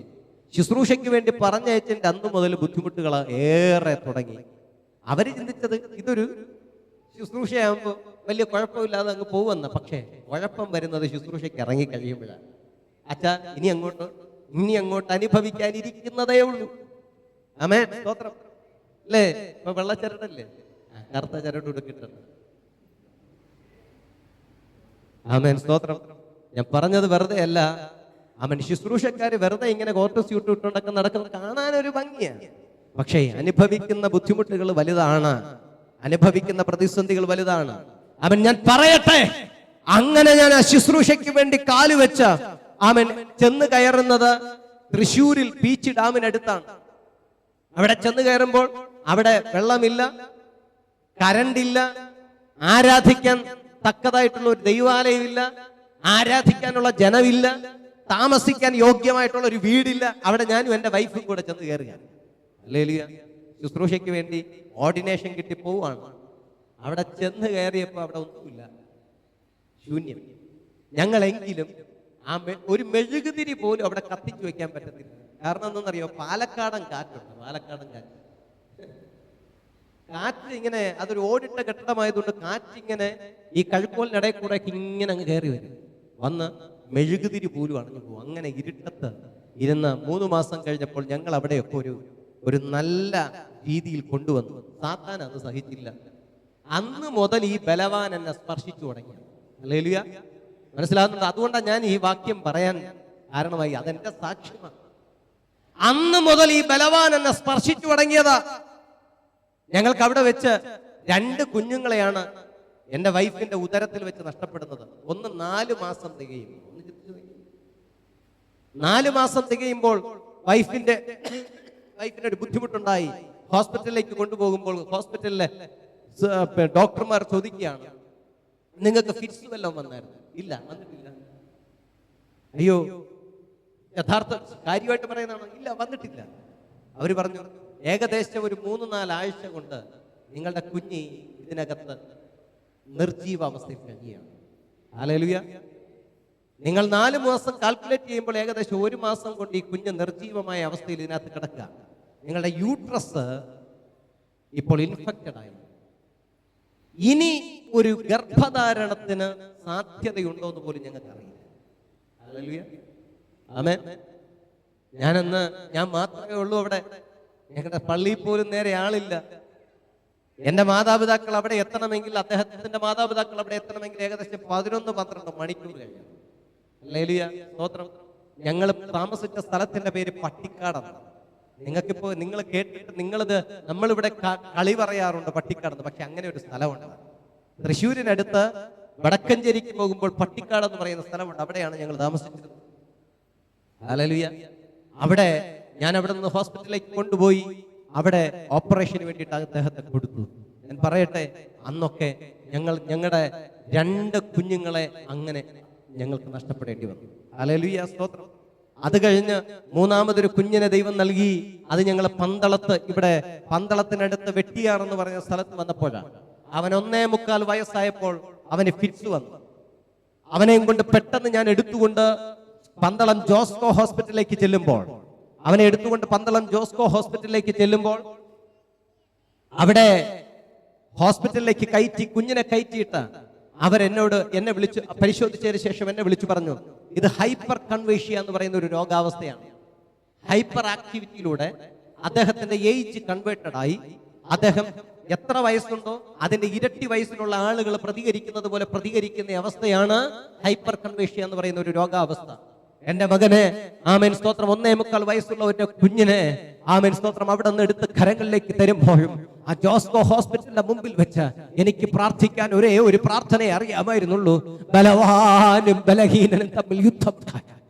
ഈ ബലഹീനനെ സഹായിപ്പാൻ നീ അല്ലാതെ മറ്റാരുമില്ല കർത്താവേ. ഹല്ലേലൂയ, സ്തോത്രം. ആമേൻ. എനിക്കറിയാം എന്റെ ശുശ്രൂഷയെ തകർക്കാൻ ആമേൻ സാത്താൻ പണിപ്പെടുകയാണ്. എന്റെ ശുശ്രൂഷയെ ഇല്ലാതാക്കി തീർക്കാൻ സാത്താൻ ഇറങ്ങി തിരിച്ചിരിക്കുക. അതാ ആദ്യത്തെ കുഞ്ഞുങ്ങൾ നഷ്ടപ്പെട്ടത്. 3-മതൊരു കുഞ്ഞിനെ തന്നപ്പോൾ ആമേൻ അതിനെയും എടുക്കാനുള്ള പ്ലാന്. ഹല്ലേലൂയ, സ്തോത്രം, പ്രൈസ് ദി ലോർഡ്. അതിനെ നശിപ്പിച്ചു കളയാനുള്ള പ്ലാന്. ഞാൻ അന്ന് ആ പ്രാർത്ഥന പ്രാർത്ഥിച്ചു. സ്വർഗത്തിലെ ദൈവം താൽക്കാലിക സൗഖ്യത്തിന് ഞങ്ങൾ വീട്ടിലേക്ക് പോയി. ഹല്ലേലൂയ, സ്തോത്രം, ആമേൻ. അവിടെ നിന്ന് ഞങ്ങൾ പോകുന്ന ചെന്നിത്തല എന്ന് പറയുന്ന പ്രദേശത്താക്കി. അവിടെ ചെല്ലുമ്പോൾ ആദ്യം സംഭവിക്കുന്നത് 2017 ഡിസംബർ മാസം 14-ാം തീയതി എന്റെ പ്രിയപ്പെട്ട പിതാവിന് ഒരു മൈനർ സ്ട്രോക്ക് വരികയാണ്. ആമേൻ. ഞാൻ അവിടെ നിന്ന് വാഹനത്തിൽ യാത്ര ചെയ്ത് കാരപ്പോണം മെഡിക്കൽ കോളേജിലേക്ക് വരികയാണ്. വരുന്ന വഴിയിൽ ഞാൻ സ്വർഗത്തിലെ ദൈവത്തോട് പ്രാർത്ഥിച്ചതാണ്, കർത്താവേ, ബലവാനും ബലഹീനനും തമ്മിൽ യുദ്ധമുണ്ടായാൽ ഈ ബലഹീനനെ സഹായിപ്പാൻ നീ അല്ലാതെ മറ്റാരുമില്ല കർത്താവേ. ആമേൻ, സ്തോത്രം. എന്റെ പ്രിയപ്പെട്ട പിതാവിനെ ശുശ്രൂഷിച്ച ഒരു 8 ദിവസം കഴിഞ്ഞപ്പോൾ ഞങ്ങൾ മടങ്ങിപ്പോയി. ആമേൻ, സ്തോത്രം. ഇത് ഡിസംബർ മാസം 14-ാം തീയതിയാണ്. ആമേൻ. ജനുവരി മാസം 2018 ജനുവരി മാസം 3-ാം തീയതിയാണ് ഇന്നലെ ഞാൻ പറഞ്ഞ അനുഭവം ഉണ്ടാകുന്നത്. എന്റെ കുഞ്ഞ് 3 ടാബ്ലറ്റ് എടുത്ത് കഴിച്ച ആശുപത്രിയിലെ അനുഭവം. അന്നും മെഡിക്കൽ കോളേജിന്റെ വരാന്തയിൽ വെച്ച് ഞാൻ പ്രാർത്ഥിച്ചെന്ന് പറഞ്ഞില്ലേ, ആ പ്രാർത്ഥനയും ഇത് തന്നെയായിരുന്നു. ബലവാനും ബലഹീനനും തമ്മിൽ യുദ്ധമുണ്ടായാൽ ഈ ബലഹീനനെ സഹായിക്കാൻ നീ അല്ലാതെ മറ്റാരുമില്ല. ആ മെഡിക്കൽ കോളേജിൽ വന്ന് ഒന്ന് ചുമലിത്തട്ടി ആശ്വസിപ്പിക്കാൻ ആളുകളില്ലായിരുന്നു. അവൻ പ്രസ്ഥാനത്തിൽ നിന്ന് പോലും അവൻ സ്തോത്രം തിരിഞ്ഞു നോക്കാൻ ആളുകളില്ലാതിരുന്ന അനുഭവം എനിക്കുണ്ടായിരുന്നു. ഹല്ലേലൂയ, സ്തോത്രം. എന്നാൽ സ്വർഗത്തിലെ തമ്പുരാനോട് ഞാൻ വിളിച്ചു പറഞ്ഞു, ബലവാനും ബലഹീനനും തമ്മിൽ യുദ്ധമുണ്ടായാൽ ഈ ബലഹീനനെ സഹായിപ്പാൻ നീ അല്ലാതെ മറ്റാരുമില്ല കർത്താവേ. ഹല്ലേലൂയ. സ്വർഗത്തിലെ ദൈവം എന്റെ കുഞ്ഞിനെ തിരികെ തന്നു. അത് കഴിഞ്ഞ് ആമേൻ, സ്തോത്രം, ഞങ്ങൾ അവിടെ നിന്ന് കൊട്ടാരക്കരയുടെ പ്രദേശത്തേക്ക് കടന്നു വന്നു. ട്രാൻസ്ഫർ കിട്ടി. കൊട്ടാരക്കരയുടെ പ്രദേശത്തേക്ക് കടന്നു വന്ന 2018 അവസാനമായപ്പോൾ എന്റെ കുഞ്ഞിനെ, എന്റെ 1.25 വയസ്സിൽ കുഞ്ഞിന് വന്ന ഫിറ്റ്സ് 6.25 വയസ്സിൽ അവനെ ബാധിച്ചു. ഹല്ലേലൂയ. ഒന്ന് ചിന്തിച്ചു നോക്കിക്കേ, 6.25 വയസ്സിൽ എന്റെ കുഞ്ഞിന് ഫിറ്റ്സ് വരികയാണ്. ആമേൻ. വെളുപ്പിന് 5 മണിക്കാണ് ഫിറ്റ്സ് വരുന്നത്. ഞാൻ അവനെ എടുത്തുകൊണ്ട് എനിക്ക് ഓടാൻ സാധിക്കുന്നില്ല. ഞാൻ എന്റെ ബൈക്കിന്റെ ഫ്രണ്ടിൽ ഇങ്ങനെ, എന്റെ സ്കൂട്ടിയുടെ ഫ്രണ്ടിൽ അവനെ ഇങ്ങനെ ഒടിച്ചു മടക്കി ഇരുത്തുമ്പോൾ അവൻ ഇങ്ങനെ വിറയ്ക്കുന്നുണ്ട്. അവനെ എന്റെ ശരീരത്തോട് ചേർത്ത് വെച്ച് ഞാൻ ഇങ്ങനെ 2 കാലുകളും കൊണ്ട് അവനെ അമർത്തി വെച്ചിട്ട് ഞാൻ ആ സ്കൂട്ടിയിൽ ഇരുന്ന് അവൻ തൊട്ടടുത്തുള്ള ഭവനത്തിലേക്ക് പോയി. ഹല്ലേലൂയ, സ്തോത്രം. അവിടെ ചെന്ന് അനു എന്ന് പറയുന്ന ചെറുപ്പക്കാരനെ വിളിച്ചിറക്കി, മക്കളെ പെട്ടെന്ന് ഇങ്ങോട്ട് വരണം, കുഞ്ഞിനെ ഹോസ്പിറ്റലിൽ കൊണ്ടുപോകണം. അവന്റെ ബൈക്ക് എടുത്തു. അവന്റെ ബൈക്കിന്റെ ബാക്കിൽ എന്റെ കുഞ്ഞിനെ സ്തോത്രം ക്രോസ് ആയിട്ട് കിടത്തി ഇങ്ങനെ കൈ രണ്ടും വെച്ച് കൊണ്ടുപോകുന്ന സമയത്ത് കൊട്ടാരക്കര പോലീസ് സ്റ്റേഷന് തൊട്ട് മുൻപ് വെച്ച് അവന്റെ വാഹനം ഓഫായി, പിന്നെ സ്റ്റാർട്ട് ആവുന്നില്ല. അവിടെ നിന്ന് ഞാൻ എന്റെ കുഞ്ഞിനെ എടുത്തുകൊണ്ട് ഞാൻ ഓടുകയാണ്. കൊട്ടാരക്കര പോലീസ് സ്റ്റേഷൻ കഴിഞ്ഞ് കുറച്ചുകൂടെ അപ്പുറത്തെത്തിയപ്പോൾ എന്റെ കുഞ്ഞൊരു ദീർഘശ്വാസം വിട്ട് എന്റെ ശരീരത്തോട് പറ്റിപ്പിടിച്ചിരിക്കുന്ന അവസ്ഥ എനിക്ക് തോന്നി. ഹല്ലേലൂയ, സ്തോത്രം. സ്വർഗത്തിലെ ദൈവത്തിനോട് ഞാൻ അന്ന് രാത്രിയിൽ ആ വെളുപ്പിന് വിളിച്ചു പറഞ്ഞു, കർത്താവേ, ബലവാനും ബലഹീനനും തമ്മിൽ യുദ്ധമുണ്ടായാൽ ഈ ബലഹീനനെ സഹായിപ്പാൻ നീ അല്ലാതെ മറ്റാരുമില്ല. കൊട്ടാരക്കര ഹോസ്പിറ്റലിലേക്ക് ഞാൻ ഓടിക്കൊണ്ട് ചെന്ന് എന്റെ കുഞ്ഞിനെ കൊട്ടാരക്കര ഹോസ്പിറ്റലിലേക്ക് കൊണ്ടു ചെല്ലുമ്പോൾ ഡോക്ടേഴ്സ് പറഞ്ഞു, ആമേൻ, ആശുപത്രിയിലേക്ക് കയറ്റണ്ട, ആമേൻ സ്തോത്രം, ഇപ്പോൾ തന്നെ ഒരു വിത്ത് ഓക്സിജൻ ആംബുലൻസ് പിടിച്ച കുഞ്ഞിനെ വേഗം SIT ഹോസ്പിറ്റലിലേക്ക് കൊണ്ടുപോകാൻ പറഞ്ഞു. അവന്റെ അമ്മ അവന്റെ കൂടെ ഇല്ല, ഇളയ കുഞ്ഞു കൂടെ ഇല്ല. അവൻ, ഞങ്ങൾ എന്നെ സഹായിക്കാൻ ആരുമില്ല. ഞാൻ എന്റെ കുഞ്ഞിനെ ആംബുലൻസിൽ നെടുനീളെ കിടത്തി, അവനെ ബെൽറ്റിട്ട് പൂട്ടി, പൈപ്പാപ്പ് മാസ്ക് ധരിച്ച് അവനെ അതിൽ കിടത്തിയിരിക്കുമ്പോൾ ആംബുലൻസ് ചൂളം വിളിച്ച് ഇങ്ങോട്ട് വരുന്ന വഴിക്ക് ഞാൻ എന്റെ കുഞ്ഞിന്റെ ശരീരത്തിൽ കരം വെച്ച് പ്രാർത്ഥിച്ചു. ബലവാനും ബലഹീനനും തമ്മിൽ യുദ്ധമുണ്ടായാൽ ഈ ബലഹീനനെ സഹായിപ്പാൻ നീ അല്ലാതെ മറ്റാരുമില്ല കർത്താവേ. നിന്റെ 12 ദിവസം SIT ഹോസ്പിറ്റലിലെ ന്യൂറോളജി ICUവിൽ എന്റെ മകൻ കാണപ്പെട്ടു. പക്ഷെ പ്രാർത്ഥനയുടെ പ്രതിഫലം കൊണ്ട് കർത്താവ് എനിക്ക് മടക്കി തന്നു. എന്നിട്ട് ഡോക്ടർമാർ പറഞ്ഞു, ഇനി 12.25 വയസ്സിൽ കൂടെ നിങ്ങളൊന്ന് ശ്രദ്ധിക്കണം. അതുവരെ ഒന്ന് ശ്രദ്ധിക്കും. അവനിനി 12.25 വയസ്സാവാൻ ഇനി ഒരു 1.5 വയസ്സ് കൂടി വരണം. എൻ്റെ മനസ്സ് നീർന്നുണ്ട്, പക്ഷേ എൻ്റെ പ്രാർത്ഥന എൻ്റെ സ്വർഗത്തിൻ്റെ ദൈവത്തോടുണ്ട്. ആമേൻ, സ്തോത്രം, ഹല്ലേലൂയ, ആമേൻ. ഞാൻ ചിന്തിക്കുന്നു, ഇത് ബലവാൻ എന്നെ തകർക്കാൻ വേണ്ടിയിട്ടുള്ള പരിപാടിയാണ്. ആമേൻ, സ്തോത്രം. അതവിടെ കഴിഞ്ഞു. പിന്നീട് ഞാൻ നോക്കുമ്പോൾ എൻ്റെ മാതാവിന്, ആമേൻ സ്തോത്രം, ന്യൂമോണിയ ഹൈ സ്റ്റേജ് ആയി. അദ്ദേഹം ദേവി ഹോസ്പിറ്റലിൽ അഡ്മിറ്റായി. 16 ദിവസം ദേവി ഹോസ്പിറ്റലിൽ അഡ്മിറ്റായി ICUവിനകത്ത്. ഞാൻ വരും, ആമേൻ, ഞാൻ വന്നു. അമ്മയെ 12 ദിവസം അമ്മയുടെ കൂടെ ഇരുന്നു. അമ്മയെ ശുശ്രൂഷിക്കാനുള്ള ഭാഗ്യം എനിക്ക് ലഭിച്ചു. ഹല്ലേലൂയ, സ്തോത്രം. അത് കഴിഞ്ഞ് വീണ്ടും മടങ്ങിപ്പോയി. ആമേൻ. അങ്ങനെ ഇരിക്കുമ്പോഴാണ് 2019 പകുതിയൊക്കെ എത്തിയപ്പോൾ, 2019 അവസാനമൊക്കെ എത്തിയപ്പോ കണ്ണീര് വീണാലും എന്ന പാട്ട് വൈറലാകാൻ തുടങ്ങി. ഞാനിവിടെ പൊഴിയൂര് CSI സഭയിൽ ഒരു ശുശ്രൂഷയ്ക്ക് കടന്നു വന്നപ്പോൾ ഞാൻ ആ സാക്ഷ്യം പറഞ്ഞ പാട്ട് പാടി. അതെങ്ങനെ സാക്ഷ്യം പറഞ്ഞ ആ പാട്ട് അവിടെ പാടാനുള്ള കാരണം, ഇത് ട്യൂൺ ചെയ്തൊക്കെ വെച്ചപ്പോൾ എൻ്റെ മനസ്സിലുള്ള ചിന്ത, ഇതൊന്ന് ആളുകളെ കേൾപ്പിക്കാൻ തക്കവണ്ണം യൂട്യൂബിൽ ഇടാനോ അല്ലെങ്കിൽ ഒരു കാസറ്റായിട്ട് ഇറക്കാനോ ഒന്നിനും എൻ്റെ കയ്യിൽ സാമ്പത്തികം ഇല്ല. പൊട്ടി ഇത്രയും വൈതരണികൾ നീളത്തിൽ വന്നതുകൊണ്ട്, കുറേയൊന്നും ഞാൻ പറഞ്ഞില്ല, ഇങ്ങനെ നെടുനീളെ ഇങ്ങനെ അനുഭവിക്കേണ്ടി വന്നതുകൊണ്ട് എൻ്റെ കയ്യിൽ ധനമില്ല. ഞാൻ ആകപ്പാടെ 0 എന്ന് പറയുന്ന അവസ്ഥയിൽ നിൽക്കുന്ന സമയം. അതുകൊണ്ട് എൻ്റെ കയ്യിൽ എന്തില്ല, പണമില്ലാത്തത് കൊണ്ട് ഞാൻ ചിന്തിച്ചു, പോകുന്ന ഇടത്തൊക്കെ ഇതൊന്ന് പാടി ആളുകളെ പഠിപ്പിക്കാം.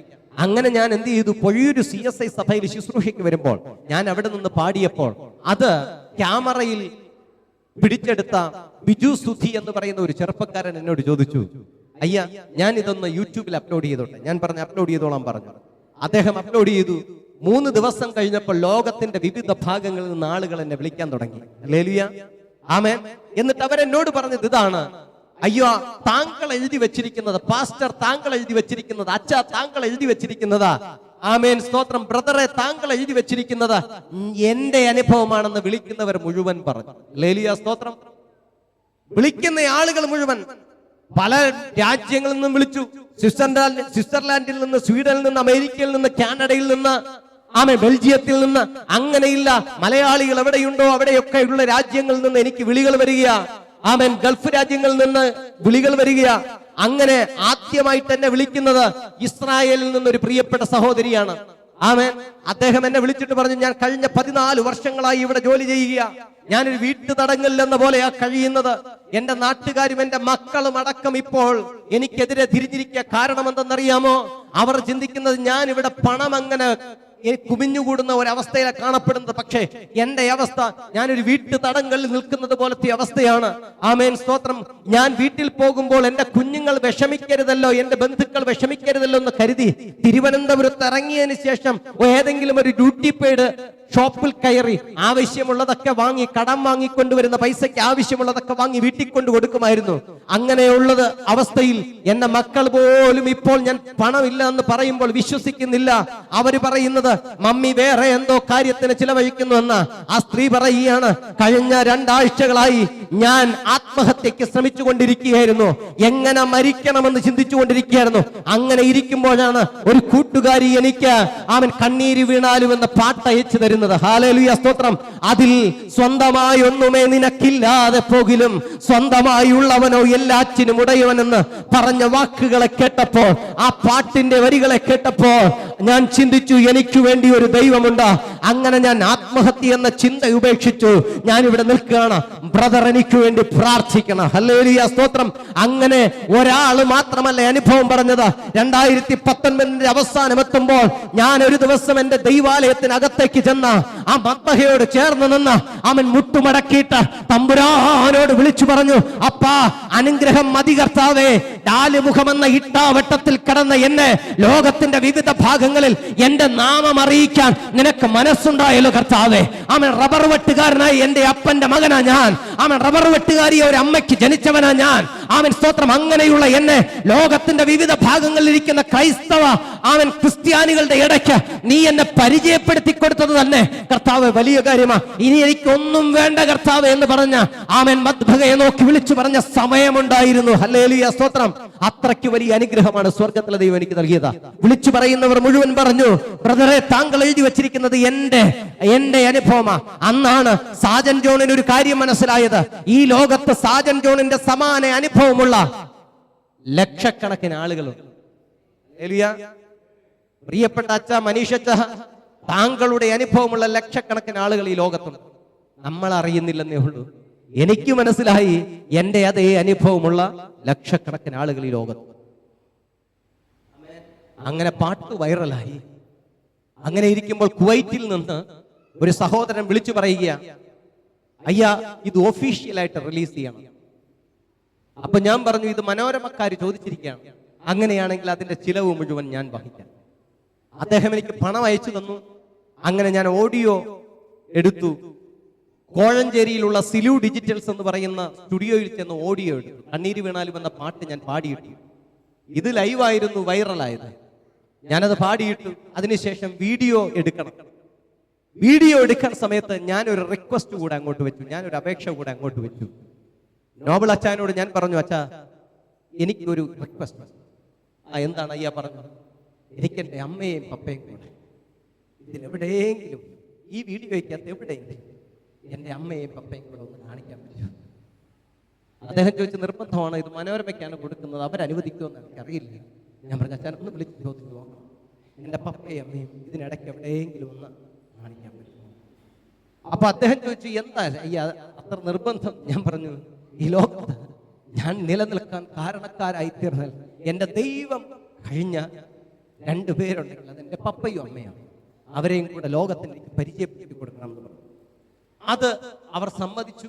അതിന് പ്രകാരം മാർച്ച് മാസം 2020 മാർച്ച് മാസം 2-ാം തീയതി ഞാൻ നെടുമങ്ങാട് വന്ന് എൻ്റെ അനിയത്തിയുടെ വീട്ടിലെ ഒരു പ്രത്യേക ഫംഗ്ഷന് വന്ന പപ്പയും അമ്മയും അവിടെ അവരുടെ ബൈക്ക് വെപ്പിച്ചിട്ട് ഞാൻ എൻ്റെ കാറിൽ അങ്ങോട്ട് കൊണ്ടുപോയി. ഞാൻ അവിടെ കൊണ്ടുപോയി.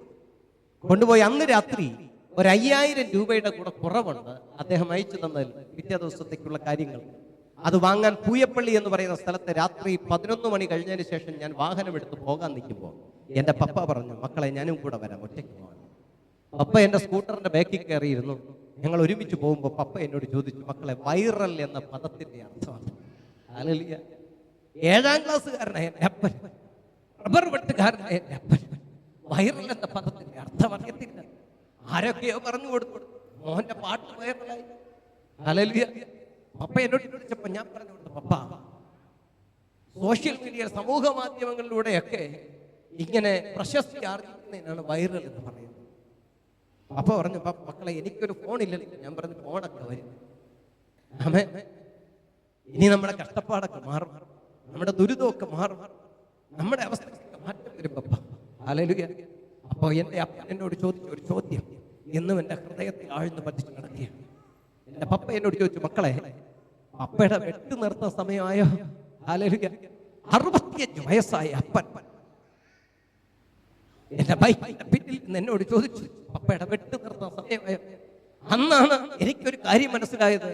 65 വയസ്സായ എൻ്റെ അപ്പന് ചെയ്യുന്ന ജോലി ഒരു ഭാരമായി ശരീരത്തിന് ഞാൻ അറിയുന്നില്ല. ഹല്ലേലൂയ. ഇവിടെ ഇരിക്കുന്ന കുഞ്ഞുങ്ങളോട് ഞാൻ ചോദിക്കുക, ദൈവമക്കളെ, ഹല്ലേലൂയ, നിങ്ങളോട് ഞാൻ ചോദിക്കുക, നിങ്ങൾക്ക് വേണ്ടി അധ്വാനിക്കാൻ ഇറങ്ങിപ്പോകുന്ന അപ്പനോടോ അമ്മയോടോ നിങ്ങൾ ഏതെങ്കിലും ഒരു ദിവസം ചോദിച്ചിട്ടുണ്ടോ, സുഖമുണ്ടായിട്ടാണോ പപ്പയും അമ്മയും ജോലിക്ക് പോകുന്നത്? ചോദിച്ചിട്ടുണ്ടോ മക്കളെ? ചോദിച്ചിട്ടുണ്ടോ? നിങ്ങൾ ഒന്ന് പറഞ്ഞ മക്കളെ. ചോദിച്ചിട്ടില്ല. ഇനി ചോദിക്കണം. അവരുടെ കൈ പിടിച്ച് ചോദിക്കാം, പപ്പയ്ക്ക് സുഖം ഉണ്ടായിരുന്നിട്ടാണോ ഞങ്ങൾക്ക് വേണ്ടി അധ്വാനിക്കാൻ പോകുന്നത്? അമ്മയ്ക്ക് സുഖം ഉണ്ടായിരുന്നിട്ടാണോ പോകുന്നത് എന്നവരോട് ചോദിക്കണം. എനിക്കെന്നാ മനസ്സിലായത്, 65 വയസ്സായ എൻ്റെ അപ്പന് ചെയ്യുന്ന ജോലി ഒരു ഭാരം. ഞാൻ വളരെയേറെ വിഷമിച്ചു. ഞാൻ പറഞ്ഞു, പപ്പ വെട്ട് നിർത്തും, പപ്പയ്ക്ക് വേണ്ടതല്ല ഞാൻ വീട്ടിനകത്ത് കൊണ്ടുതരും. നമ്മുടെ വീടിന്റെ അവസ്ഥ മാറും.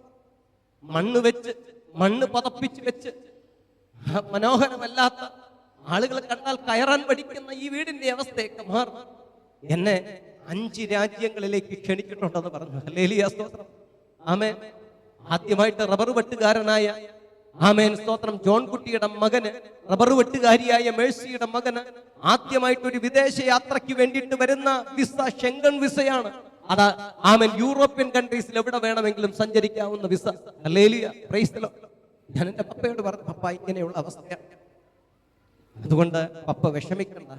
അന്ന് രാത്രി ഞങ്ങൾ മടങ്ങിപ്പോരുന്ന വഴിക്ക് എന്നെ സ്റ്റുഡിയോയിൽ നിന്ന് വിളിച്ചു പറഞ്ഞു, നാളെ ഇനി ഷൂട്ട് നടക്കത്തില്ല, അവിടെ സ്റ്റുഡിയോയിൽ അത്യാവശ്യ പണി നടന്നുകൊണ്ടിരിക്കുകയാണ്, അതുകൊണ്ട് പോയിട്ട് 9-ാം തീയതി മാതാപിതാക്കൾ തിരിച്ചു വരാൻ എന്നോട് പറഞ്ഞു. എൻ്റെ അപ്പനോടും അമ്മയോടും ഞാൻ പറഞ്ഞു, പപ്പ പോയിട്ട് തിരിച്ചു വരണം, 9-ാം തീയതിക്ക് വരാൻ പറ്റും. പപ്പ പറഞ്ഞു, കുഴപ്പമില്ല മക്കളെ, ഞങ്ങൾ പോയിട്ട് വരാം. പിറ്റേ ദിവസം രാവിലെ അവരവിടെ നിറങ്ങുക. ഞാൻ വയ്യാതെ തലവേദന എടുത്ത് കട്ടിലിൽ കിടക്കുക. എന്റെ കട്ടിലിന്റെ അരികെ എന്റെ അപ്പനും അമ്മയും വന്ന് നിന്നിട്ട് അമ്മ സാരിത്തുമ്പ് പിടിച്ച തലയെ കൂടെ ഇട്ട് എനിക്ക് വേണ്ടി പ്രാർത്ഥിക്കുക. എന്റെ പപ്പ ഓരം ചേർന്ന് നിന്ന്, ആമേൻ, സ്തോത്രം, പ്രാർത്ഥന കഴിഞ്ഞപ്പോൾ ഞാൻ അറിയാതെ മയങ്ങിപ്പോയി. കഴിച്ച ഗുളികയുടെ സെഡേഷനായിരുന്നു. മയങ്ങിപ്പോയി. അവർ രണ്ടുപേരും പോകാൻ ഇറങ്ങുമ്പോൾ തട്ടി വിളിക്കാൻ, എന്റെ വൈഫ് വന്ന് എന്നെ തട്ടി വിളിക്കാൻ നിൽക്കുമ്പോ വൈഫിനോട് പപ്പയും അമ്മയും പറഞ്ഞു, വേണ്ട, അവനെ വിളിക്കണ്ട, ഞങ്ങൾ പോയി എന്ന് പറഞ്ഞിരുന്നാൽ മതിയെന്ന്. 11 മണിയായപ്പോൾ എനിക്കൊരു ഫോൺ കോൾ വരികയാണ്. എൻ്റെ മാതാപിതാക്കൾക്ക് ഒരു ആക്സിഡന്റ് സംഭവിച്ചു. ഞാൻ അങ്ങോട്ട് ചോദിച്ചു, വിളിച്ചയാളിനോട് അങ്ങോട്ട് ചോദിച്ചു, ഞാൻ മാത്രം വന്നാൽ മതിയോ, അതോ എൻ്റെ വൈഫിനെയും കുഞ്ഞുങ്ങളെയും കൂടെ കൊണ്ടുവരാനുള്ള എന്തെങ്കിലും ബുദ്ധിമുട്ട് സംഭവിച്ചിട്ടുണ്ടോ എന്ന് ചോദിച്ചു. അപ്പോൾ വിളിച്ചയാൾ പറഞ്ഞു, ഒരു കാരണവശാലും അവരെയും കൊണ്ടൊന്നും വരണ്ട, ഒറ്റയ്ക്ക് വന്നാൽ മതി. അപ്പോൾ എനിക്ക് മനസ്സിലായി. ഞാൻ ചിന്തിച്ചു, വേറെ ഒരു വിധത്തിലുള്ള ബുദ്ധിമുട്ടുകളും ഇല്ല. ഹല്ലേലൂയ. ഞാൻ ഇവിടുന്ന് യാത്രയാകാൻ വേണ്ടി പോകുമ്പോൾ നാടകീയം എന്ന വണ്ണം ഞാൻ കൊട്ടാരക്കര ബസ് സ്റ്റാൻഡിൽ നിൽക്കുമ്പോൾ എന്നെ വിളിച്ചു ചോദിച്ചു, എവിടെ നിൽക്കുകയെന്ന് ചോദിച്ചു. ഞാൻ വേറൊരയ്യ വിളിച്ചു ചോദിച്ചു, എവിടെ നിൽക്കുകയാണെന്ന്. ഞാൻ പറഞ്ഞു, ഞാൻ കൊട്ടാരക്കര ബസ് സ്റ്റാൻഡിന്റെ അടുത്ത് നിൽക്കുകയാണെന്ന് പറഞ്ഞപ്പോ അവിടെ നിൽക്കി, ഞാനിപ്പോ അങ്ങോട്ട് വരാന്ന് പറഞ്ഞു. അദ്ദേഹം വന്നില്ല, മറിച്ച് വന്നത് വേറൊരു വാഹനമായിരുന്നു. അദ്ദേഹം യാദൃശികമായി വന്നതുപോലെ എന്നോട് ചോദിച്ചു, അയ്യ എവിടെ പോവാൻ നിൽക്കുക? ഞാൻ പറഞ്ഞു, മെഡിക്കൽ കോളേജിൽ പോവാൻ നിൽക്കുക, എന്റെ മാതാപിതാക്കൾക്ക് ഒരു ആക്സിഡന്റ് സംഭവിച്ചു. അങ്ങനെയാണെങ്കിൽ ഞാനും അങ്ങോട്ട് തിരുവനന്തപുരത്തേക്ക് വരും, വേണമെങ്കിൽ അയ്യ അവിടെ ഇറക്കാമെന്ന് പറഞ്ഞ് അദ്ദേഹം കയറ്റി. അവര് കുറച്ചു ദൂരം വന്നപ്പോൾ വേറൊരു അയ്യ കൂടെ കയറി. അപ്പൊ ഞാനും ചിന്തിച്ചു, അവരും അദ്ദേഹത്തിന്റെ കൂടെ വരാനുള്ളതാ. അങ്ങോട്ട് പോകുന്ന വഴിക്ക് എന്റെ മൊബൈൽ സ്വിച്ച് ഓഫ് ആയി, പിന്നെയുള്ള കാര്യങ്ങളൊന്നും അറിയാൻ പറ്റുന്നില്ല. അങ്ങനെ ഞാൻ അവരുടെ ഫോണിൽ നിന്നാണ് പിന്നെ വിളിച്ചത്. പിന്നെ അവരുടെ ഫോണിലേക്ക് കോൾ വന്നപ്പോൾ അവരെടുത്തു. ഇതിനിടയ്ക്ക് ഞാനിങ്ങനെ സംസാരിച്ചൊക്കെ ഇരിക്കുന്നതിനിടയ്ക്ക് അവർ പറഞ്ഞു, വെമ്പായത്ത് എന്നോട് നെടുമങ്ങാട് ഹോസ്പിറ്റലിൽ കൊണ്ട് ചെല്ലണമെന്നാ പറഞ്ഞിരുന്നത്. നെടുമങ്ങാട് ഹോസ്പിറ്റലാണ്, വെള്ളനാട് വെച്ചാണ് ആക്സിഡന്റ് പറ്റിയത്, അതുകൊണ്ട് നെടുമങ്ങാട് ഹോസ്പിറ്റലിൽ ചെല്ലണമെന്നാണ് എന്നെ അറിയിച്ചിരുന്നത്. ഞാൻ അങ്ങോട്ട് പോകാൻ വേണ്ടി പോകുന്ന സമയത്ത് വെമ്പായത്ത് ചെന്നിട്ട് വണ്ടി നെടുമങ്ങാടിന് പോകുന്നതിന് പകരം നേരെ പോകുമ്പോൾ ഞാൻ ചോദിച്ചു, എന്താ ഇനി നേരെ പോകുന്നത്? ഹല്ലേലൂയ. അപ്പോൾ അവരെന്നോട് പറഞ്ഞു, അവിടെ ഒരു ഫ്രാക്ചർ, കാലിനൊരു ഓപ്പറേഷൻ ചെയ്യണമെന്ന് പറഞ്ഞു. കാലിനൊരു ചെറിയ ഒടിവുണ്ട്, അതിനൊരു ഓപ്പറേഷൻ ചെയ്യണമെന്ന് പറഞ്ഞ് തിരുവനന്തപുരം മെഡിക്കൽ കോളേജിലേക്ക് കൊണ്ടുവന്നിരിക്കുക. അങ്ങോട്ട് പോകാൻ പറഞ്ഞു. ഞങ്ങളുടെ ഫോണിൽ വിളിച്ചു പറഞ്ഞു. ഹല്ലേലൂയ. ഞാൻ ഇവിടെ നിന്ന്, ആമേൻ, മെഡിക്കൽ കോളേജിലേക്ക് പോകുക. മെഡിക്കൽ കോളേജിന്റെ വാതിൽക്കൽ ചെന്നെത്തുമ്പോൾ എന്നെ അറിയുന്ന ഒരു വലിയ സമൂഹം ഇതുപോലെ നിറഞ്ഞിരിക്കുക. ഞാൻ അവരോട് ചോദിച്ചു, എന്താ സംഭവിച്ചത്? എനിക്ക് ഇവരെ കണ്ടപ്പോൾ വല്ലാത്ത ഭയം തോന്നി. ഞാൻ ചോദിച്ചു, എന്താ സംഭവിച്ചത്? അവരാരും മറുപടി പറയുന്നില്ല. ഞാൻ ഒരാളെ പിടിച്ചു കുലുക്കിക്കൊണ്ട് ചോദിച്ചു, എന്താ ഒന്ന് മറുപടി പറ, എന്താ സംഭവിച്ചത്? അവസാനം ഞാൻ തന്നെ അങ്ങോട്ട് ചോദിച്ചു, ആരെങ്കിലും മരിച്ചു? അപ്പോൾ അവർ തലയാട്ടി സമ്മതിച്ചു, മരിച്ചു. എന്റെ അടുത്ത ചോദ്യം ഇതായിരുന്നു, ആരാ മരിച്ചത്? എന്റെ പപ്പയാണോ മരിച്ചത്? എന്റെ അമ്മയാണോ മരിച്ചത്? അതിനും ആരും ഉത്തരം നൽകുന്നില്ല. വല്ലാത്തൊരു പ്രയാസം. ഞാൻ അങ്ങോട്ട് ചോദിക്കുമ്പോൾ ആരും മറുപടി പറയുന്നില്ല. ഞാനപ്പോ മനസ്സിൽ കരുതുകയാണ്, ആരോ ഒരാൾ മരിച്ചെന്ന് പറഞ്ഞല്ലോ, പിന്നെ ഇത് ആരാണ് മരിച്ചെന്ന് പറഞ്ഞാൽ എന്റെ അപ്പനായാലും അമ്മയായാലും എനിക്ക് വലിയ പ്രയാസമാണ്. എങ്കിലും അവർക്കൊന്ന് പറഞ്ഞൂടെ എന്ന് ചിന്തിച്ചു. ഞാൻ അവിടെ വിഷമിച്ച ഒരു സ്ഥലത്തിരിക്കുന്ന സമയത്ത് പെട്ടെന്നൊരു ഓട്ടോ പിടിച്ച് എന്നെ ആ ഓട്ടോയ്ക്കകത്ത് കയറ്റി മോർച്ചറിയുടെ വാതിൽക്കലേക്ക് കൊണ്ടുപോയി.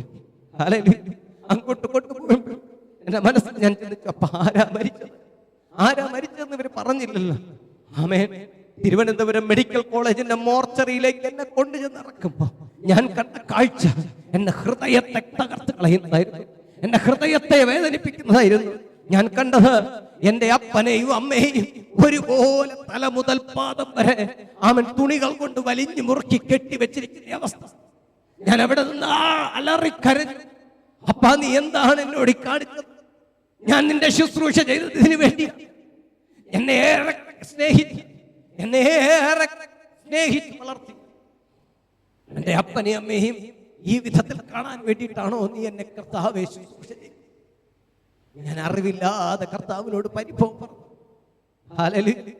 അന്ന് ഞാൻ അവിടെ നിന്നുകൊണ്ട് ഞാൻ വിചാരിച്ചു, ഇത് എന്നെ തകർത്ത് കളയാൻ, എന്റെ ശുശ്രൂഷയെ തകർത്ത് കളയാൻ സാത്താന്റെ പദ്ധതിയാണ് ഞാൻ ചിന്തിച്ചു.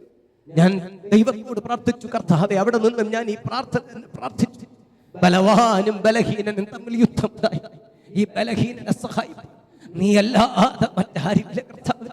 ആമേൻ. അന്ന് ഞാൻ എന്റെ മാതാപിതാക്കളുടെ ശരീരം കാണാൻ ഒത്തിരി ആഗ്രഹിച്ചു.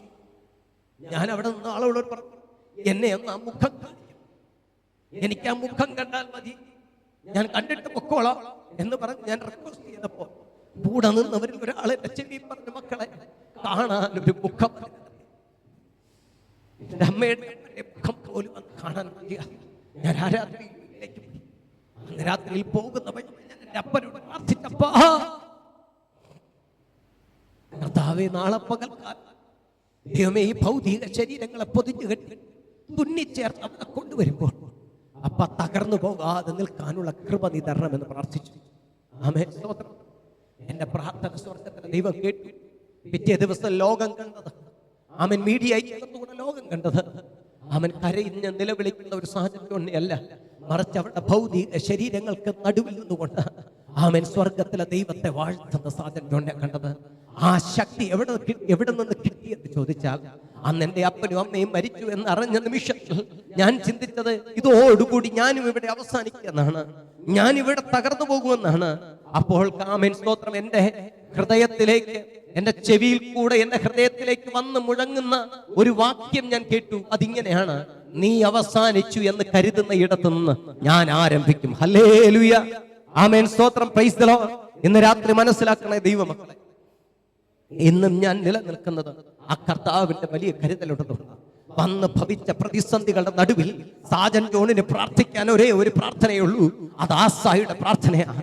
ആമേൻ സ്തോത്രം. ഇങ്ങനെ ശുശ്രൂഷ ചെയ്യുമ്പോൾ എന്നെ തകർത്ത് കളയാൻ എന്റെ മുമ്പിൽ നിൽക്കുന്ന ബലവാനായ പിശാചിനോട് ആമേൻ ആകാശത്തിലെ നക്ഷത്രങ്ങളിൽ 1/3 ഭാഗത്ത് വാലുകൊണ്ട് ചുഴറ്റിയെടുത്ത് ദൂരേക്ക് എറിഞ്ഞു കളയുവാൻ തക്കതായിട്ടുള്ള ശക്തിയുള്ളവന്റെ മുമ്പിൽ സാജൻ ജോൺ എത്രമാത്രം ഉണ്ട്? അച്ഛാ ഒന്ന് ആലോചിച്ച് നോക്കിക്കേ.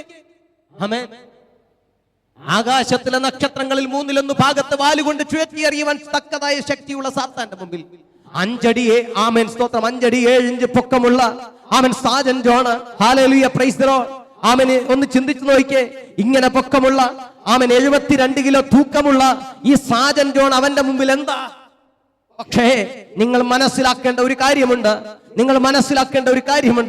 ആമൻ ഇത്രയും വലിയ ശക്തിയുള്ള സാത്താന്റെ മുമ്പിൽ ആമൻ 5 അടി 7 ഇഞ്ച് പൊക്കത്തിൽ, ഹല്ലേലൂയ, 62 കിലോ തൂക്കത്തിൽ ഒരുവൻ ഇങ്ങനെ ശക്തിയോടെ നിന്ന് ആമൻ അപ്പന്റെ സുവിശേഷം വിളിച്ചു പറയണമെങ്കിൽ, ആമേൻ സ്തോത്ര, ഹല്ലേലൂയ, അവനേക്കാൾ ആ ബലവാനേക്കാൾ അധികമായി വ്യാപരിക്കുന്ന ഒരു ശക്തി ഇതിനകത്തുള്ളത് കൊണ്ട്.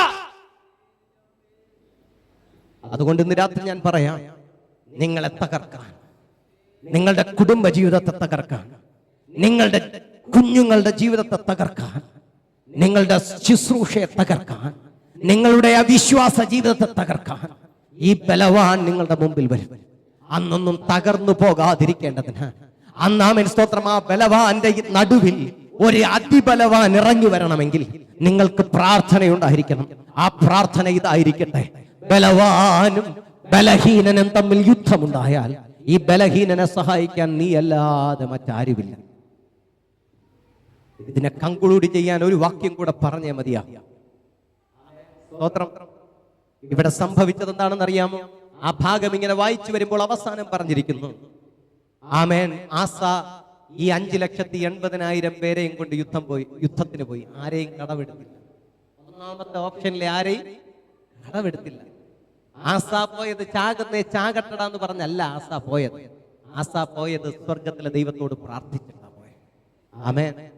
അതുകൊണ്ട് പടക്കൂട്ടത്തിലേക്ക് ചെന്നു. നിങ്ങൾ കേൾക്കണേ ദൈവമക്കളെ, 5,80,000 പേര് പോയിട്ട് അവിടെ ചെന്ന് 10 ലക്ഷം പേരെയും ഗഗാർ എന്ന് പറയുന്ന താഴ്വരയുടെ നടുവിൽ കൊണ്ടിട്ട് 10 ലക്ഷം ആളുകളെയും കൊന്നുകളഞ്ഞിട്ട് ഈ 5,80,000 പേരിൽ ഒരെണ്ണം പോലും താഴെ വീണു പോകാതെ സ്വർഗത്തിലെ ദൈവം ജയം കൊടുത്തു. Hallelujah, praise the Lord. 10 ലക്ഷം പേരെയും കൊന്നുകളഞ്ഞിട്ട് 5,80,000 പേരിൽ ഒരുവൻ പോലും താഴെ വീഴാതെ സ്വർഗത്തിലെ ദൈവം നടത്തി. എന്തിന്റെ അടിസ്ഥാനത്തിലാ? പണത്തിന്റെ അടിസ്ഥാനത്തിലല്ല. ഹല്ലേലൂയ. പ്രശസ്തിയുടെ അടിസ്ഥാനത്തിലല്ല. അവൻ കുടുംബ മഹിമയുടെ അടിസ്ഥാനത്തിലല്ല. അവൻ ഉണ്ടായിരുന്ന ബന്ധുബലത്തിന്റെ അടിസ്ഥാനത്തിലല്ല. അവൻ പടയുടെ ആൾപ്പെരുപ്പത്തിലുള്ള അടിസ്ഥാനത്തിലല്ല. അവൻ ജയം നേടിയത് മറിച്ച് ആ പ്രാർത്ഥനാ മുറിക്കകത്ത് ചെന്നിരുന്ന് മുട്ടിമേ നിന്നുകൊണ്ട് പ്രാർത്ഥിച്ചില്ലേ? ബലവാനും ബലഹീനനും തമ്മിൽ യുദ്ധമുണ്ടായാൽ ഈ ബലഹീനനെ സഹായിപ്പാൻ നീ അല്ലാതെ മറ്റാരുമില്ലെന്ന് പ്രാർത്ഥിച്ചില്ലേ? ആ പ്രാർത്ഥനയുടെ ഒറ്റ ഫലം കൊണ്ട്, ആ പ്രാർത്ഥന എന്ന ഒറ്റ കാരണം കൊണ്ട് കർത്താവ് തമ്പുരാൻ എന്ത് ചെയ്തു? ജയം കൊടുത്തു. ഇന്ന് രാത്രിയിൽ ആസായുടെ പ്രാർത്ഥന മറന്നു പോകാത്ത ദൈവമക്കൾ ഇതിനകത്തുണ്ടെങ്കിൽ ഒരുമിച്ച് ശബ്ദമുയർത്തി ഒന്ന് പറഞ്ഞേ, ഉറക്കെ എന്ന് പറഞ്ഞ ദൈവമക്കളെ.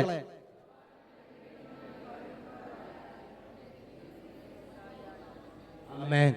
ഈ പ്രാർത്ഥന പഠിച്ചിന്ന് രാത്രികാലം മടങ്ങിപ്പോകണം. ബലവാനും ബലഹീനനും തമ്മിൽ യുദ്ധമുണ്ടായ ഈ ബലഹീനനെ സഹായിപ്പാൻ നീ അല്ലാതെ മറ്റാരുമില്ല. ഒന്ന് സമ്മതിച്ച് മടങ്ങിപ്പോകണം. ഞാൻ ബലഹീനനാണ് കർത്താവ്, ഞാൻ ബലഹീനനാണ് കർത്താവ്, നീ എനിക്ക് വേണ്ടി പ്രവർത്തിക്കണം. നമുക്കെല്ലാവർക്കും സ്വസ്ഥാനങ്ങളിൽ എഴുന്നേൽക്കാം. കർത്താവിനോട് പറയാം, അപ്പാ ഹല്ലേലൂയ, സ്തോത്രം, ഞാൻ ബലഹീനനാണ്.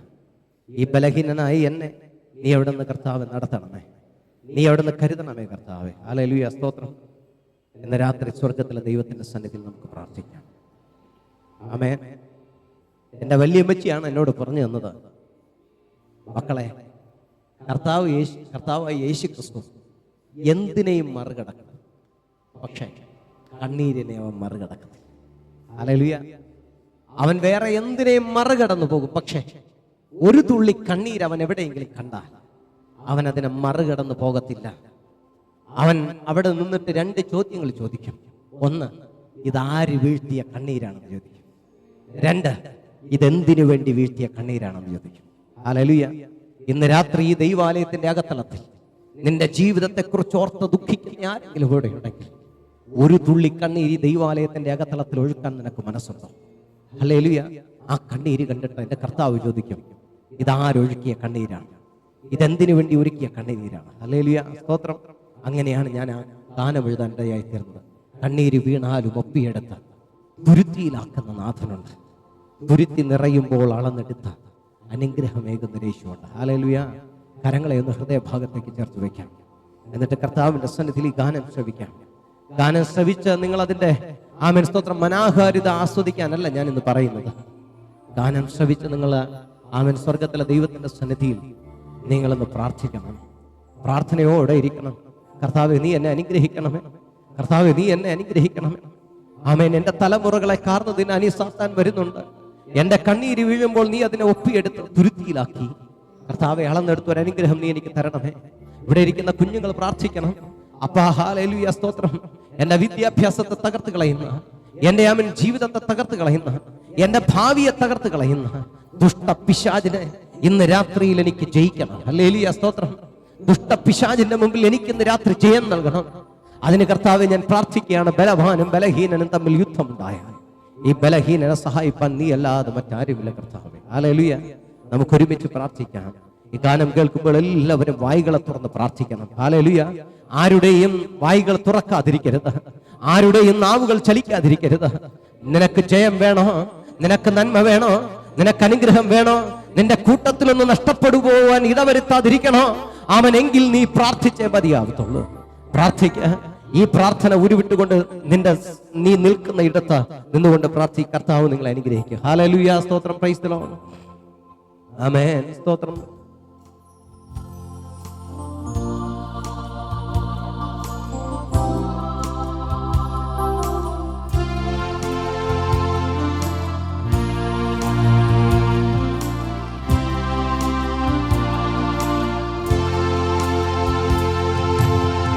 കണ്ണീരു വീണാലും ഒപ്പിയെടുത്ത് തുരുത്തിയിലാക്കുന്ന നാഥനുണ്ട്. തുരുത്തി നിറയുമ്പോൾ അളന്നെടുത്ത് അനുഗ്രഹമേകുന്നോരേശുവുണ്ട്. കണ്ണീരു വീണാലും ഒപ്പിയെടുത്ത് തുരുത്തിയിലാക്കുന്ന നാഥനുണ്ട്. തുരുത്തി നിറയുമ്പോൾ അളന്നെടുത്ത് അനുഗ്രഹമേകുന്നോരേശുവുണ്ട്.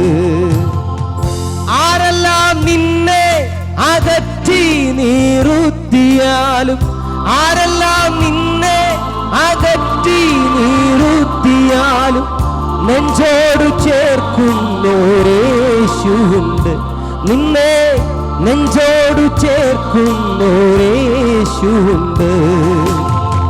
കണ്ണീരു വീണാലും ഒപ്പിയെടുത്ത് തുരുത്തിയിലാക്കുന്ന നാഥനുണ്ട്. തുരുത്തി നിറയുമ്പോൾ അളന്നെടുത്ത് അനുഗ്രഹമേകുന്നോരേശുവുണ്ട്. സ്വന്തമായൊന്നുമേ നിനക്കില്ലാതെ പോകിലും, സ്വന്തമായൊന്നുമേ നിനക്കില്ലാതെ പോകിലും, സ്വന്തമായുള്ളവനു എല്ലാറ്റിനുമുടയവൻ. സ്വന്തമായുള്ളവനു എല്ലാറ്റിനുമുടയവൻ. കണ്ണീരു വീണാലും ഒപ്പിയെടുത്ത് തുരുത്തിയിലാക്കുന്ന നാഥനുണ്ട്. തുരുത്തി നിറയുമ്പോൾ അളന്നെടുത്ത് അനുഗ്രഹമേകുന്നോരേശുവുണ്ട്. ഹല്ലേലൂയ, സ്തോത്രം, price the Lord, thank you Jesus. യേശുവേ, ഇന്ന് രാത്രികാലം നീ എന്നെ അനുഗ്രഹിക്കണമെന്നൊന്ന് പ്രാർത്ഥിക്കാം. ഇന്ന് രാത്രി പ്രിയപ്പെട്ട ദൈവമക്കളെ, നീയും നീ ദൈവാലയത്തിന്റെ അകത്തളത്തിലേക്ക് കടന്നു വന്നതാ. വളരെയേറെ ദുഃഖത്തോടുകൂടി ആയിരിക്കാം, വളരെയേറെ ഭാരത്തോടുകൂടി ആയിരിക്കാം, വളരെയേറെ പ്രയാസത്തോടു കൂടിയായിരിക്കാം, വളരെയേറെ പ്രതിസന്ധികൾ നിറഞ്ഞ അവസ്ഥയിലായിരിക്കാം.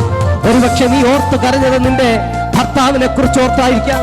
ഒരുപക്ഷെ നീ ഓർത്ത് കരഞ്ഞത് നിന്റെ ഭാര്യയെ കുറിച്ച് ഓർത്തായിരിക്കാം. ഒരുപക്ഷെ നീ ഓർത്ത് കരഞ്ഞത് നിന്റെ മക്കളെ കുറിച്ചായിരിക്കാം.